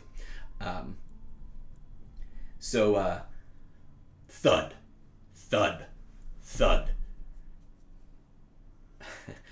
And then you, coming from the giant side of the house, not from the front entrance, you see the largest creature you have ever seen. Now, where Bogmog is pretty unattractive as far as elven and human standards go. She might just be a drop-dead gorgeous giant. You don't know. She is. I've decided. Yeah. You see he's got gigantic ears. His head looks like a misshapen boulder. His is bald except for sparse, very coarse, 3 or 4 hairs coming out in patches, and a stench kind of wafts in front of him, like old milk, soured milk and rotting meat. And he comes in. He's wearing some rough spun clothes, short pants. You can see his ugly knees. His toes are the size of almost half your body, and this gross hair is coming off of them, and they're right in your eyesight. Fee, fi, fo, fum. I smell the blood of a mortal. Oh, stop it! No, you don't. Come on in. I've just cooked a steak. And the bites that you had taken were massive for you, but from his perspective, there's no way that he noticed. Come in, sit down. I knew you were coming in. I fixed you a steak. That's all you smell, you silly old man. Are you sure? And he's going to take deep breaths, and he's kind of sniffing around. Give me a stealth check. Oh, God. Okay, that's not terrible. And stealth 22. Okay. He starts to sniff. He's sniffing in the direction of the cabinet, and Bogmog pulls out a spatula and just slaps him on the nose. Oh, what you doing, woman? Oh, go sit down. There's nothing to smell. I cooked your steak. It's getting cold. I might need a Keep glass going. of The water. voice is great. Yeah. So he sits down in his big chair and he starts to grab the steak, and he's grabbing it like a hamburger, which is just a shame. This steak is cooked really well. He doesn't bother with utensils at all. He grabs a handful of the green beans out of the jar that's still sitting there and stuffs them in his face. Does Bogmog make even fleeting eye contact with me during any of this? She does some furtive glances over, but she's not going to give any indication beyond that there's something else here. I'm just, as soon as he starts behaving like a Neanderthal and she kind of looks my way, I'm just going to sort of slowly be, girlfriend, just shaking my head in the doorway. Yeah, she kind of sees that, but she doesn't want to draw attention over there. She knows what's going on here. Are you sure? I still smell something. Oh, no. That's probably that man that I cooked up for you that you brought home last week. It's still lingering. You know you can't get that smell out of here. So where's my ale? And she opens the door and pulls out a whole keg, and she just kind of grabs it with one hand and rips the top off of it, and sets it down. And like a pop can. Yeah, exactly. He slugs it back and belches. The belch is so loud that the door starts to close a little bit on you, and you feel it, and your hair stands on end. It's every prey instinct that is at the base of your brain screams at you to run. This is a primal fear that's rolling through the underbrain of Mingini here. Great. He scarfs this steak. About that time, he reaches down to his belt. Oh my goodness! I forgot. I got some goats, and he grabs three goats that are strung up. It looks like a fish. Like you know how there's a line of fish, but these are full-size goats. Oh. Oh, lovely. I'd love to cook up some of this for you. I'll make a stew. How do you like a goat stew? Fine. I don't care. Just make sure there's food on the table when I come back tomorrow from my adventuring. And he's still slugging this barrel of ale. Bogmog. Oh, that was a tasty, good dinner. And he's going to grab some green beans and shove them in his mouth. But, I need some music to aid my digestion. Where's my lute? Oh, I'll get it for you. And Bogmog will leave. She'll go into the giant side of things for a little while. So Ogmagog is sitting there, and you can see him, and he pulls a pouch off of his belt and roots around in there and pulls out and starts picking his teeth. Give me a perception check. Oh no. 9. It's not hard to see it's a sword. Okay. But he's using it as a toothpick. And when he's picking his tooth with it, and Bogmog comes back in with this lute, she's holding it between her fingers. It is a very small lute. It's human size for a regular lute, but for a giant, it's tiny. Mm-hmm. Yes, my favorite lute. Thank you. Belch, and once again, the belch is so loud that it just kind of shakes you. Oh, yes. And she's going to scooch over next to the cabinet and surreptitiously open it just a little bit more to make sure that you have plenty of breathing room. Sweet of her. And she sets the lute down on the table. I'm just gonna check on my taters down here. And she leans down and starts rummaging in the cabinet next to you. Meanwhile, you don't see what's going on top of the table, but you start to hear this beautiful music start playing. It's the most beautiful music you have ever heard. It almost brings tears to your eyes.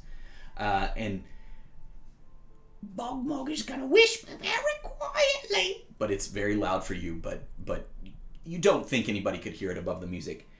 Every time he eats, he takes a nap, especially if his lute's playing.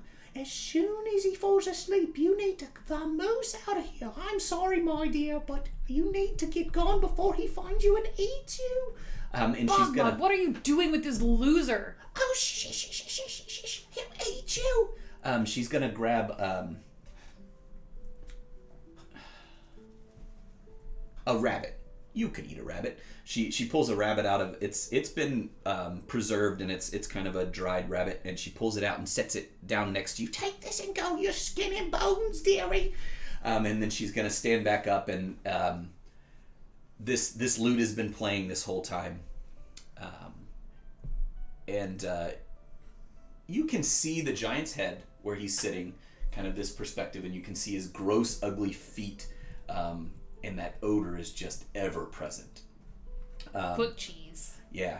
And he finishes his keg, and it's not been long since he's been there, maybe a half hour since he kind of scarfed this steak and green beans, and he's down the beer, and you give me a Constitution saving throw.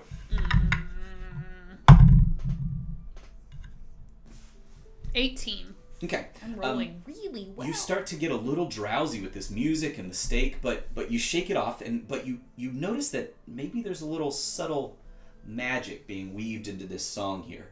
But you're able to shake it off, and it reminds you of the aura that you felt around Professor Copperfield and the fairy, and you suspect that there's something else at work here. So you see him start to droop. His eyes are starting to go, and soon enough, once again, it's shaking you and your very being, but he is out. How far is the open larder door from that hallway that led off to the left? About 20 feet. Okay. As soon as he starts to drift off, but before Bogmog the Lesser comes to check on me, I would like to phase step into that hallway. Okay. That's not a check or anything, right? It's just you just do it. I just teleport to an unoccupied space I can see. Perfect. You go right over there, and from this vantage point, you can see that the toothpick that he was picking with is stuck into the table, and it's a rapier. Fine black leather on the handle. It used to be gold, but it's tarnished. It's kind of disgusting, since it's been used as a toothpick. And you still can't see the lute, but the music is going. Okay. How likely do I feel that it is possible? Do I feel that I could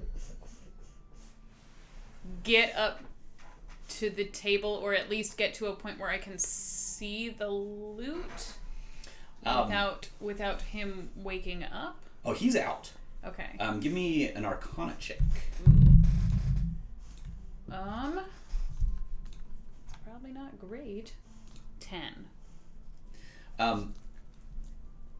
You definitely feel like in your gut you've got this feeling that there's a magic at work here, and you don't think your presence would be enough to wake him at this point.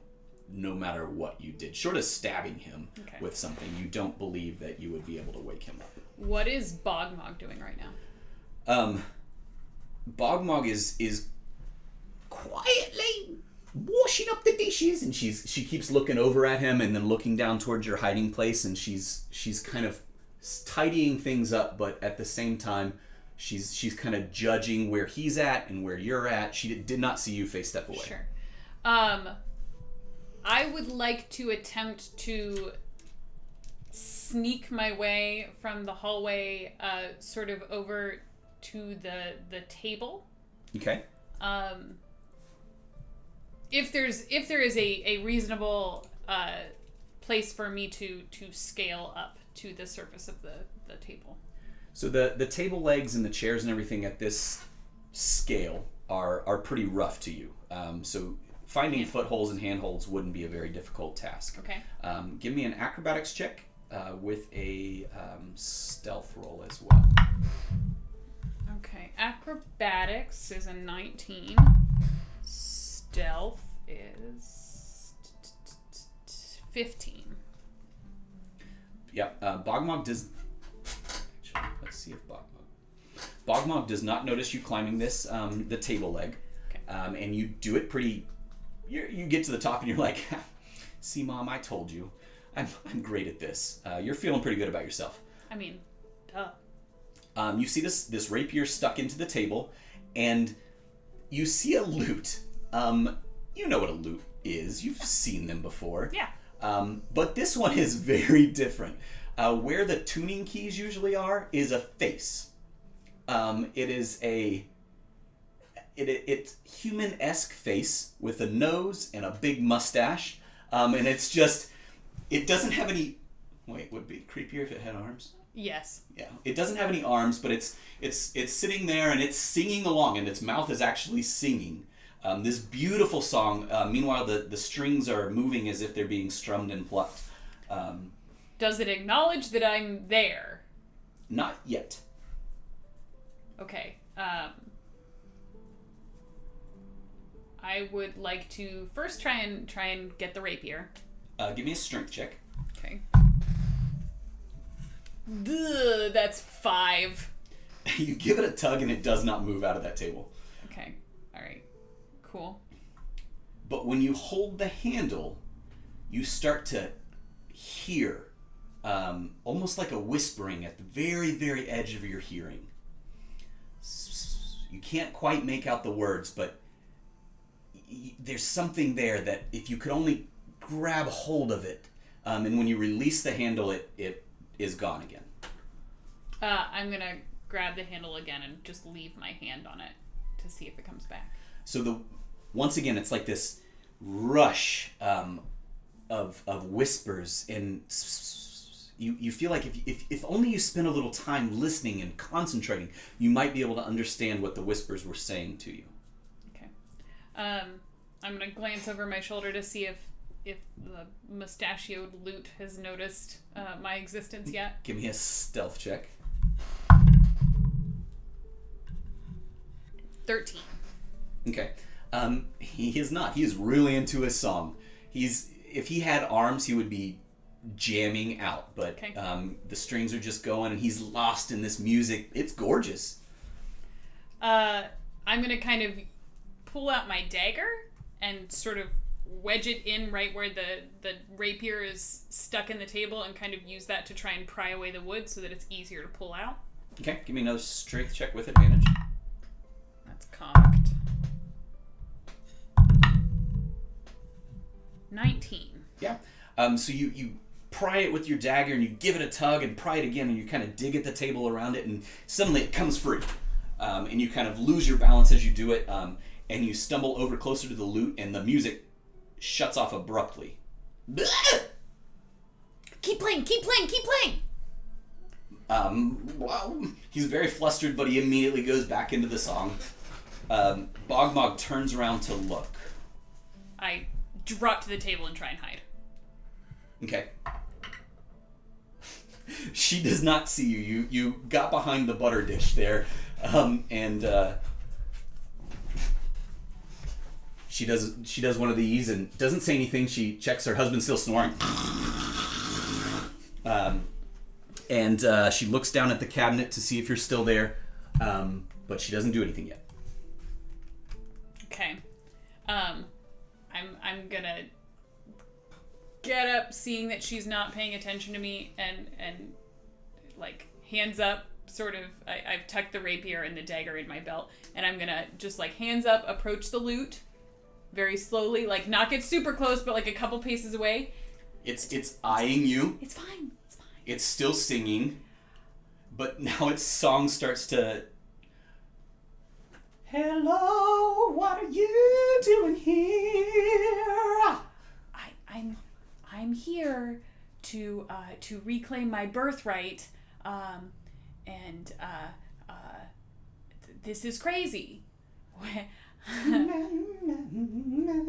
do you mean, birthright, child? The ruler who he ate. That was my dad. At that, an off-key note dings, and he kind of flusters for a second. Bogmog is going to turn back around to see what the problem is. I drop to the table again. Stealth. Dirty 20. She looks down at the loot. I what's it this in? Keep saying he'll wake up and we'll have to listen to him burp again. Oh, yes. And he goes back into song, and Bogmog goes back to rearranging. She's not really doing anything at this point. She's cleaned up everything, and she's just kind of moving plates from one side to the other, just continuing to look back and look at the pantry where you are.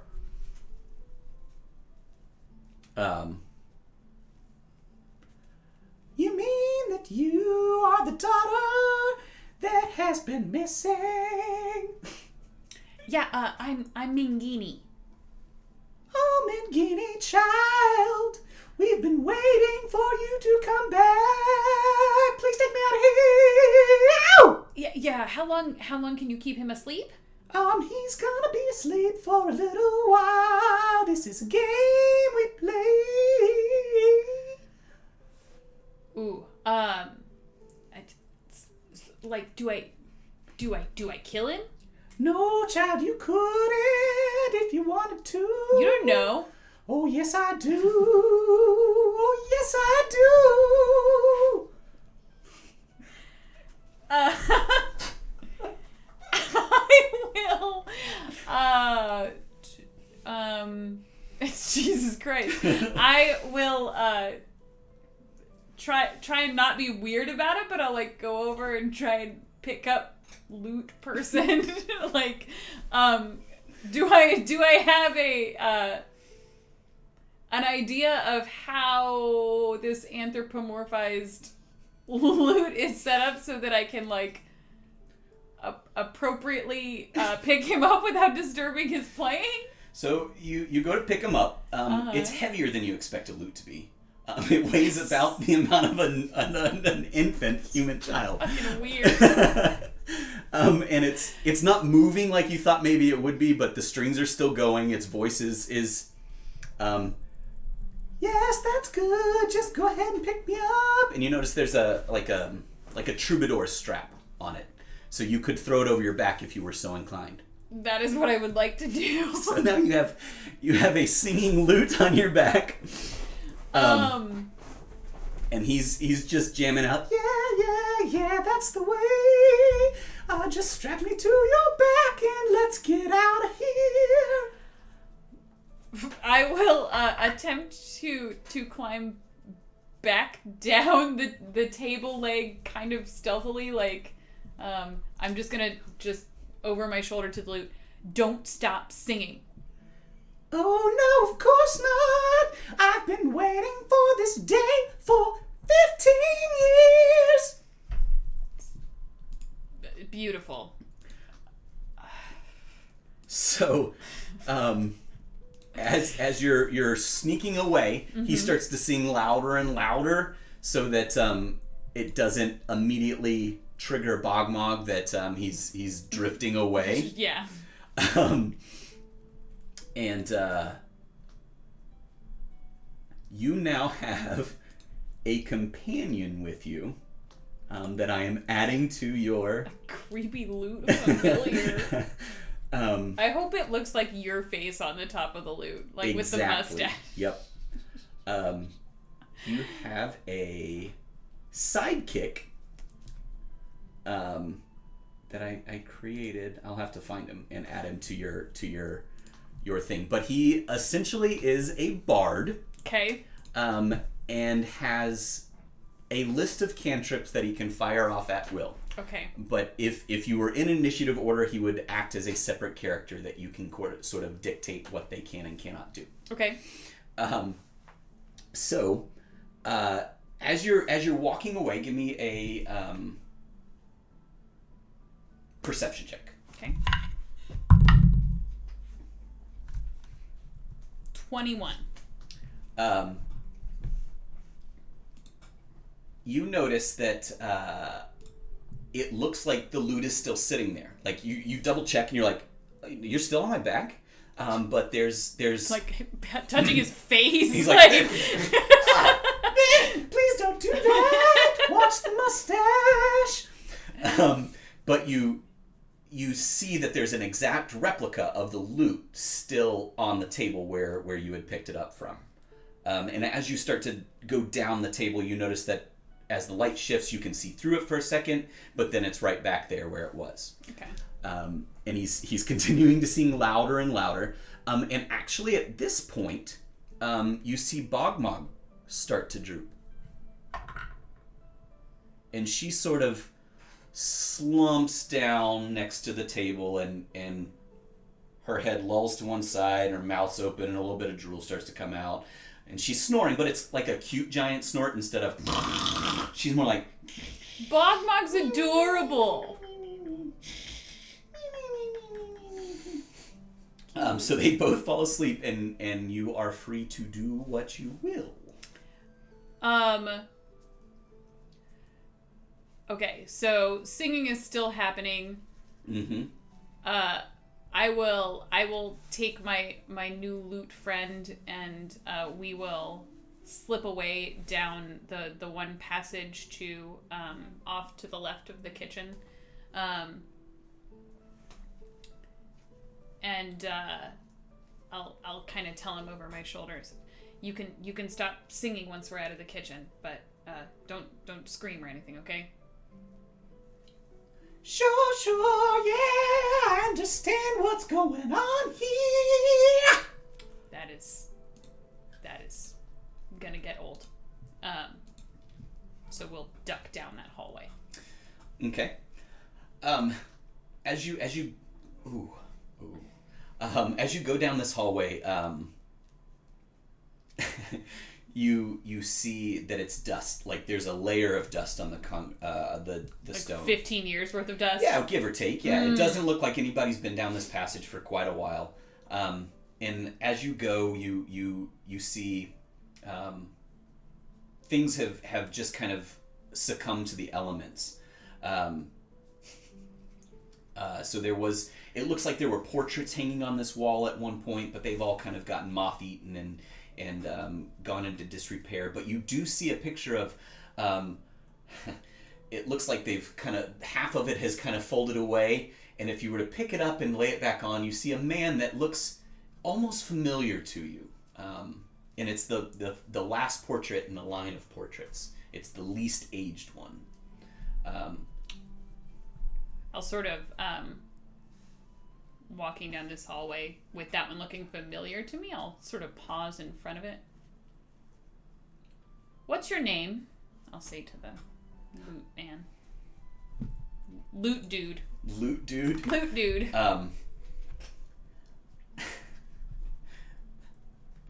Everybody just calls me the magic loot.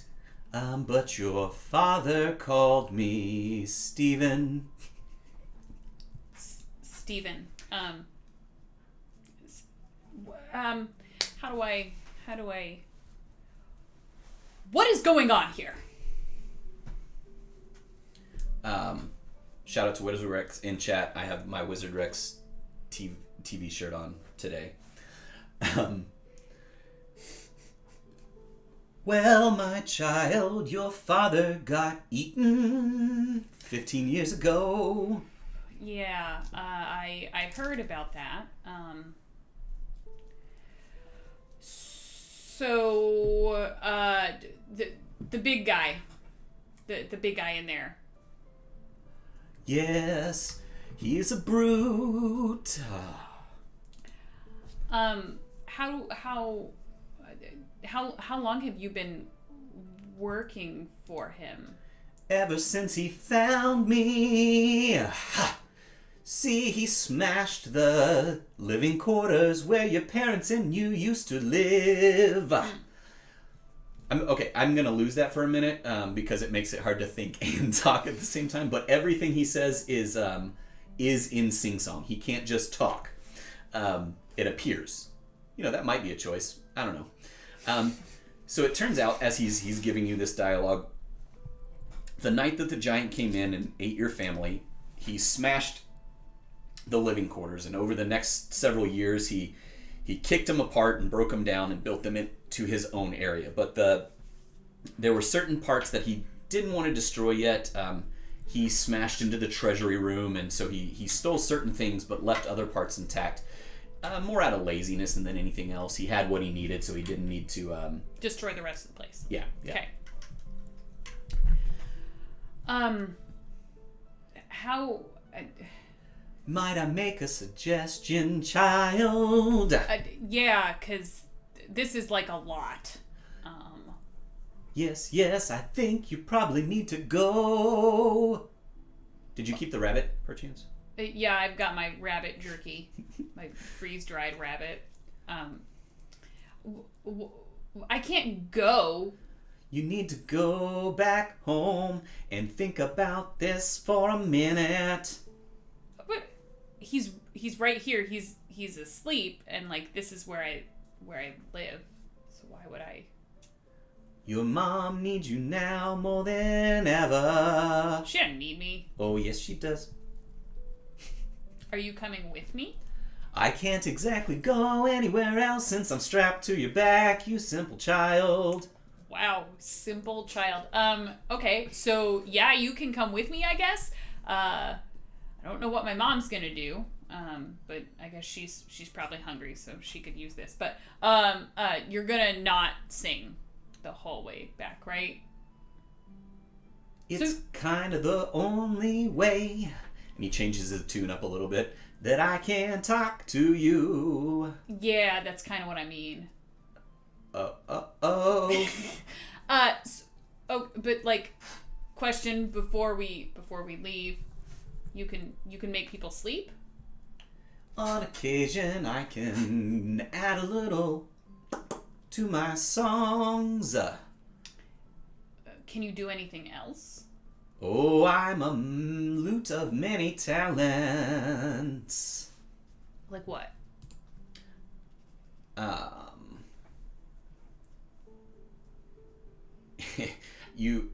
Well, check this. And you see a disembodied hand kind of form in front of you and wave. Oh, God! And then it's going to point down a hallway. Just follow the hand. I will follow the hand after, is there a way that I could remove at least a chunk? Like, could I cut out the face from the portrait that looks familiar to me and sort of roll it up and tuck it in my belt? Yeah, you gotta be. Give me a. Ooh, let's combine rolls. Let's do a B-Dave special here. Give me. He'd be so proud. Give me history. Uh-huh. And sleight of hand. So roll both of them independently, and we'll do an average of the two. Okay. History's a 4. Oof. And sleight of hand's a 5 total. That was a crit failure. So you go to do it, and the part that had fallen away just kind of crumbles in your hands. But the top portion that was kind of from the nose up, you sleight of history. I like it. You are able to cut that part out. So you have like I have like 3/4 of a face. yeah, just the eyes All staring right, directly cool. at you. I will go ahead and roll that up and put it in my belt. I'm gonna follow the disembodied hand that's floating there, but on my way out, I'm gonna like, if there's anything that appears useful or edible to me, probably not edible considering no one's been in here in 15 years, but like if there's useful stuff, I will probably snatch it. So you don't see anything on the hallways, but you get to a certain section, and instead of pointing down the hallway, the hand is pointing at a door. Can it be like a genie, like light up marquee hand pointing at it? Because that's what I'm picturing in my head now, and it's great. I was picturing the fluffy Mickey Mouse hand, like the balloon style. But let's go with a meh, meh, meh. You said it's pointing to A door. So you've kind of gone through this maze of a manor house. Kind of, I'm imagining the Forbidden Wing and the Beauty and the Beast. Yeah, that desolate look. But there is a door that it's pointing to, rather than down the hall. It seemed to be navigating you towards the exit up to this point, but then it stops and it's like meh, meh, meh. I will like very gun shy, just sort of turn the knob and open the door. It creaks very loudly, but as you open it, it looks like it was some maybe a modest quarters, maybe some upper house servant or a guard or something of that standard, where it's a mediumly comfort level room until age and rot set in, and there's a dresser kind of crumbled on one side. The bed is completely gone, but the hand has gone in and now it's pointing at the dresser. I mean, you don't have to be so obvious about it.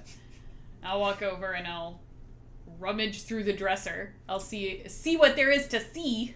It's not hard. You open it up and there's a modest collection of coins sitting there.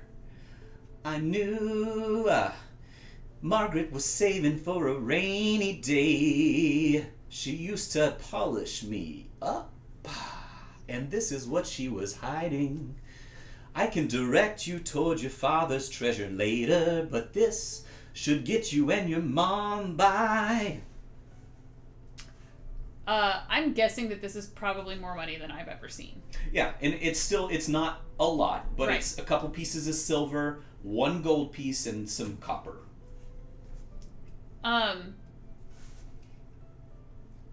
I will hastily collect the coins. Steve, I've got to take a minute. There's Steven, please. Steven. I need a second. And I'll sort of removing the strap and setting him down, like leaning against the dresser. I'll sort of lean against it myself and slide down. I have the rapier that I pulled out of the table, and I have the bag of coins in one hand and the rapier in the other, and I'm just gonna kind of sit and focus on those for a minute, because this is wild. As you hold the rapier in your hand and you start to focus on it for a little while,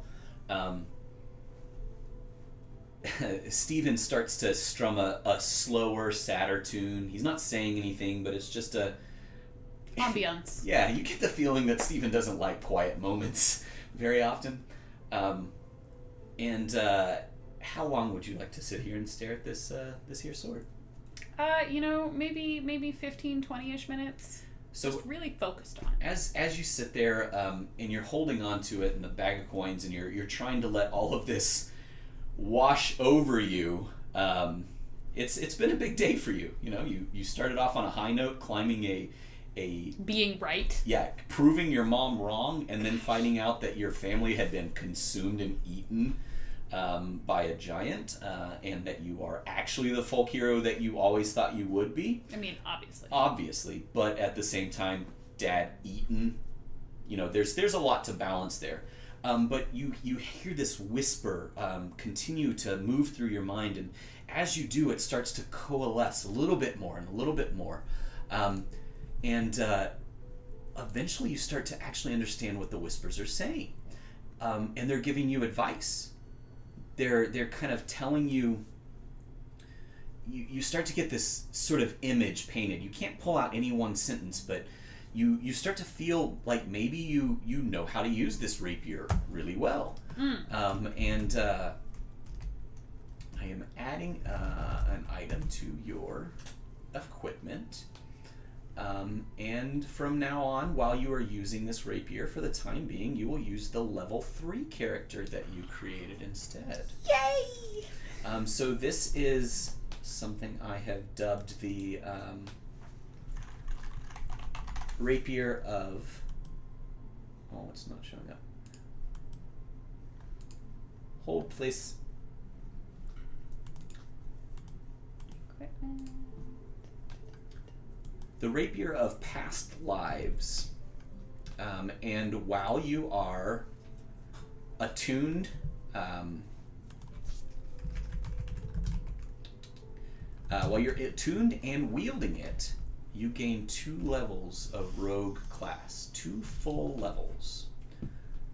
And you kind of hear just whispers and snatches of conversations and voices, and you suddenly realize that, hey, maybe if I had done this at this point, I might have been able to scale that beanstalk a little bit better. And you start to think about Bogmog and Ogmagog, and you start to see some weak points on those there giants, and maybe their knees or their ankles, or and you just kind of have all of this knowledge rushing over you all at once.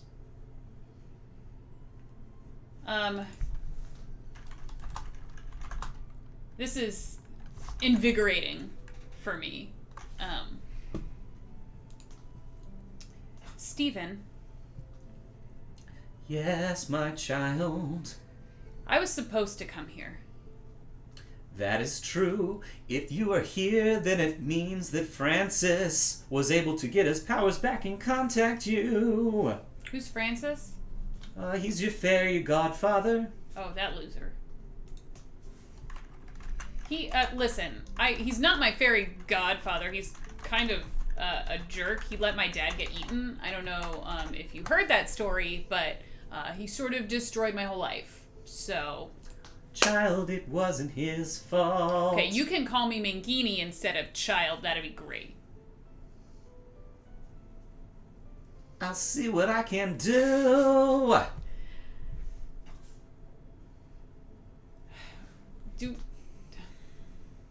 Mangini, I think we should probably get out of here and plan our next move. Yeah, you're right. You're right. When you're right, Steven, I guess. All right, fine. Lead the way. You know the way out of here, I guess. Absolutely, I do.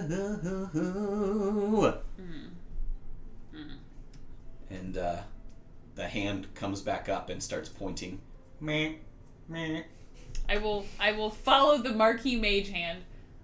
Marquis Mage Hand. So he guides you back out. You go out a postern door, a different one than the main big door that you came in, but he guides you back to that path, and it takes you... The sun is set now, and it's gonna guide you back to the stone path that led you to the door of the manor. Okay. I will head that way as stealthily as I can. Excuse me. And I'm going to tell Steven, if you're going to play quietly. We don't want anyone to know that we're still here. Okay. I'll sing a song to help you sneak on by. Except that he can't, so he's not going to. Ba-dum, ba-dum, ba-dum, ba-dum, ba-dum, ba-dum, ba-dum, ba-dum. I don't have good sneaky music queued up. Sorry, guys. So you make it back to the beanstalk without issue. You are getting extremely a little tired at this point, but I will try and I'll try and go down the beanstalk, but now having been validated, I'm probably feeling kind of cocky. So rather than being super cautious and entwining my arms in the pea tendrils, I'm gonna like hop from leaf to leaf well I can to make my way down. Give me an acrobatics check. Okay. Natural 20 plus Boom. 8. Damn, girl. You did you say you weren't wrapping your arm in the pea I'm tendrils? not wrapping my arm in the pea tendrils. But maybe you grabbed one and just did a... I like zoomed around and scared the crap out of Steven. Wow! So the pea tendrils are all like compressed and they're like this, but you grab one and kind of do a pirate swing around, and as you do, it stretches out like a bungee cord. But you remember the little scrunchies that you used to put on your kids? Yeah. Yeah, like that. It just stretches out and stretches out, stretches out. And it takes you about a quarter of the way down, and you land successfully on a leaf, and Steven's like, ah! Don't be such a baby. He would have piddled if he had the ability, but he's a loot, so... I will continue to like do cool flips and stuff on my way down. Give me another Because I acrobatics check. want to. 15. Yeah. Do a forward flip, do a 2 South Cows and a triple Lux, all down, out, bouncing from leaf to leaf. They give a little spring to you as you go. Man, you're feeling extremely cocky. Give me another acrobatics. 23. Man. Bouncing from Mad leaf Money to Mike, we leaf. talked about this. And you make it all the way down in style. And you're hoping your mom is sitting there waiting. Is she watching? No, she's asleep. Damn it. Now she did stay outside, waiting for you to come down, but sleep overtook her and she's slumped up against the doorway. Outside though, she waited outside. She didn't go inside on her hay sack.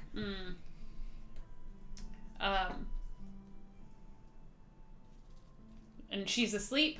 Yep. I'm gonna stick the landing. I will. I'll lean back over my shoulder and just tell Steven.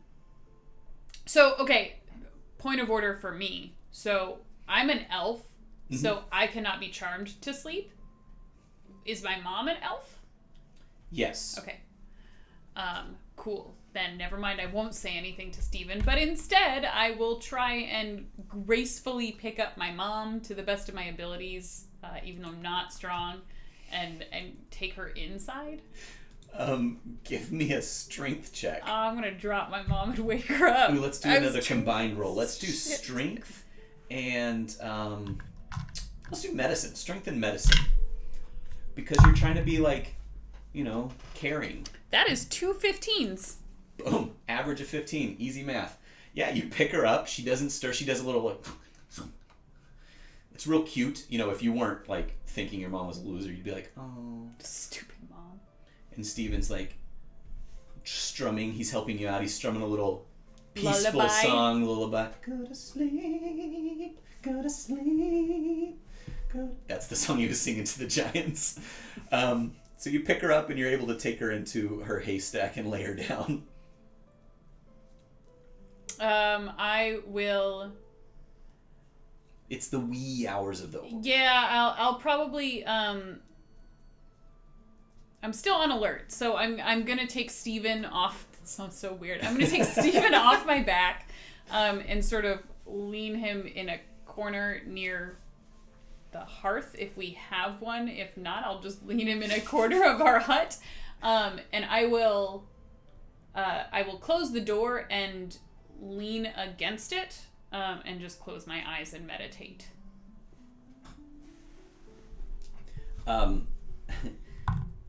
You're woken a couple hours out of your trance later by a scream from your mom. Calm down. She's screeching and Steven is sitting there trying to like sing her a song of his people. Mom, look at me. Look What at is me. that? Look What at is me. that? Look Why is that lute singing? Okay, calm down. Where did you get that sword? Okay, so, couple things. So I climbed the beanstalk and there wasn't any fruit up there, but there was like a road. So like I followed the road and a fairy stopped me and he A fed fairy? me tea. What And are you talking about? Shh, I'm not done. And the food didn't fill my stomach. But he said that my dad was like a powerful ruler and that a giant ate him. That a giant ate my dad and that I needed to like reclaim my birthright or whatever. So I followed the road and I got to the castle and there are giants there and one of them's really nice and she's a really, really good cook and the other one's really, really mean and smells terrible. And this is Steven, the singing lute. Steven, this is my mom. Yes, and child. I know Steven. How Oh no. do you two know each other? He was your father's favorite lute. There were more? Well, none like Steven. I just didn't expect to see Steven again. Oh my goodness, Steven, how have you been? Not great. Oh, it's been pretty terrible for me. I brought you this, by the way, because I thought perhaps you'd be hungry. But now the look on your face is telling me otherwise. How come you never said anything about like any of that? Sorry, I'm gonna retcon this just a little bit. Your mom doesn't know who Steven is. Okay. What are you talking about? Giants and yes, I see the beanstalk. I can't ignore that. But giants in a fairy world. What are you talking about? Mom, so I hate to say that you were wrong like twice in 24 hours, but you were very wrong. Obviously there's magic. Here it is. It sings. He sings. Sorry, Steven. Yeah, watch it with the pronouns. I am a living being. I apologize. How could you not tell me about my dad? Child, We're royalty. You're- And you've been having us live down here in the dirt? no, your dad was a merchant, a failed merchant. He left us this house as his dying last gasp thing to keep us safe. Does she actually believe that? Yes. I don't know. Give me an insight check. Sorry. Yes. Mom, I don't think that's true. Stephen, will you tell her what you told me? And I'm gonna pull out the tattered half face picture, and hand it to her and say, This came out of a castle, Mom. So she's castle. gonna look at it, and her eyes start blinking very fast. And then they start winking very fast. Mom, are you okay? And she starts to, like, seize up. I will help her back down to a seated position on the thatch bed. You try, but every muscle in her body is going rigid. I will make sure she does not fall and hurt herself. And she just goes, stop. She's paralyzed. Mom. She doesn't move. She's staring straight ahead. Mom. No response. Steven, what happened? Oh, my child, I don't know. What do you mean you don't know? Very strong magic. Who would cast a spell on my mom? Did you actually meet with Francis? Yeah. And what did Francis tell you to do? He said that I probably shouldn't mention anything to her. Oh no, this looks like a protective spell was cast on her to keep her mind safe, and you have undone that. What does that mean?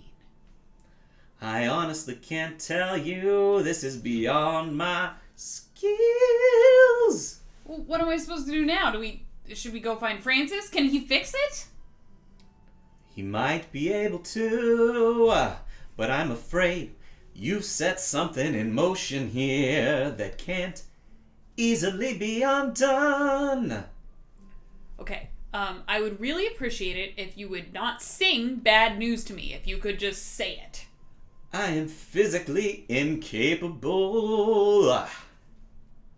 That is unfortunate. Well, there has to be something I can do.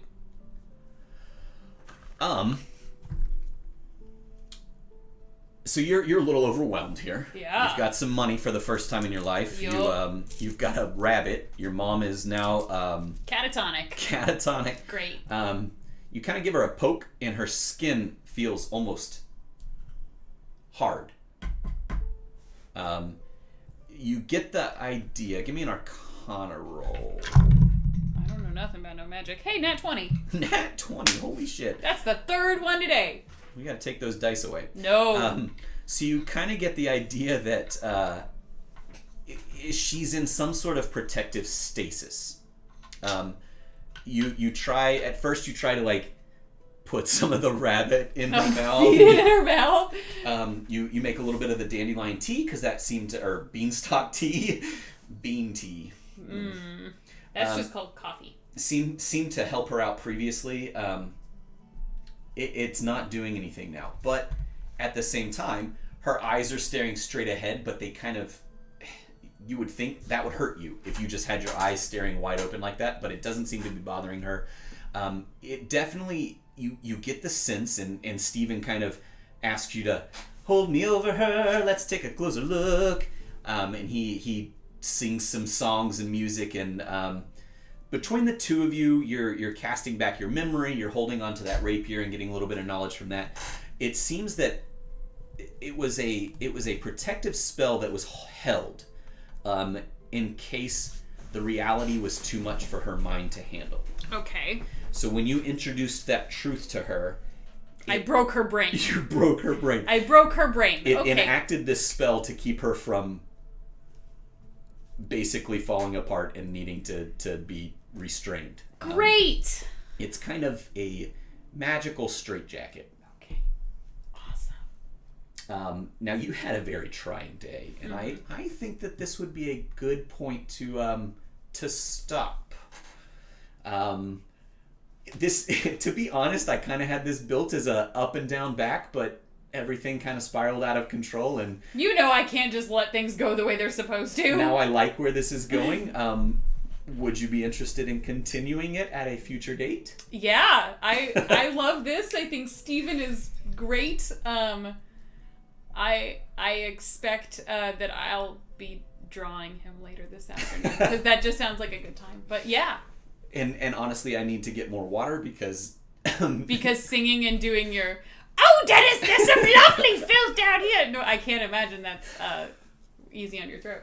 But I had a blast. This this went a different direction than I was anticipating it.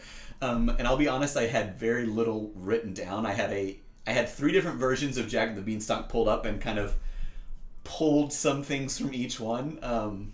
But I'm happy with that. I love this. It's terrible and amazing, and So, I fucked it up. No, you didn't. Saturday I morning killed cartoons. my mom! You just petrified her. It's fine. That's just as bad. Hey, so cool thing, guys. I received the email maybe like 10 minutes into this, but we are Twitch affiliates now, so I'm gonna fill out all that stuff this afternoon, and we'll be ready to go with emojis tomorrow. We've got some really cute emojis. If you guys haven't followed us on Instagram and Twitter, we've been posting the emojis as kind of our weekly schedule. Because they're real cute. They're real cute. And those will be available tomorrow for our finale of the All Aarakocra, the Quest for Breadcrumbs. That is tomorrow afternoon at 3 Eastern, and the emoji should be available then? Yeah. For subscribers, is that correct? Afternoon. Yeah.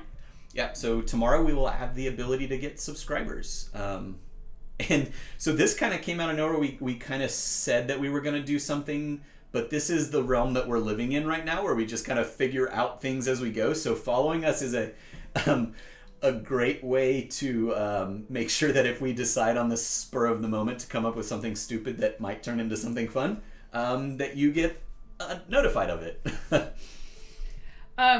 Cool beans. Ha! Ha! Okay. Well, neato gang. So yeah, we'll be back tomorrow. There's gonna be some cool announcements this week. I'm gonna go and draw Steven. Justice is gonna get some water. And who's online that we could kick it over to? Twitch.tv. And we will... BB is playing Dark Souls. Cool. I will kick it over to BB then. Thank you guys so much for hanging out with us. I hope you enjoy the rest of your weekend, and hopefully we'll see you all tomorrow. We love you. Hugs and kisses. You have to keep doing that for just a few seconds. Oh, still going. Cool. Bye. Bye.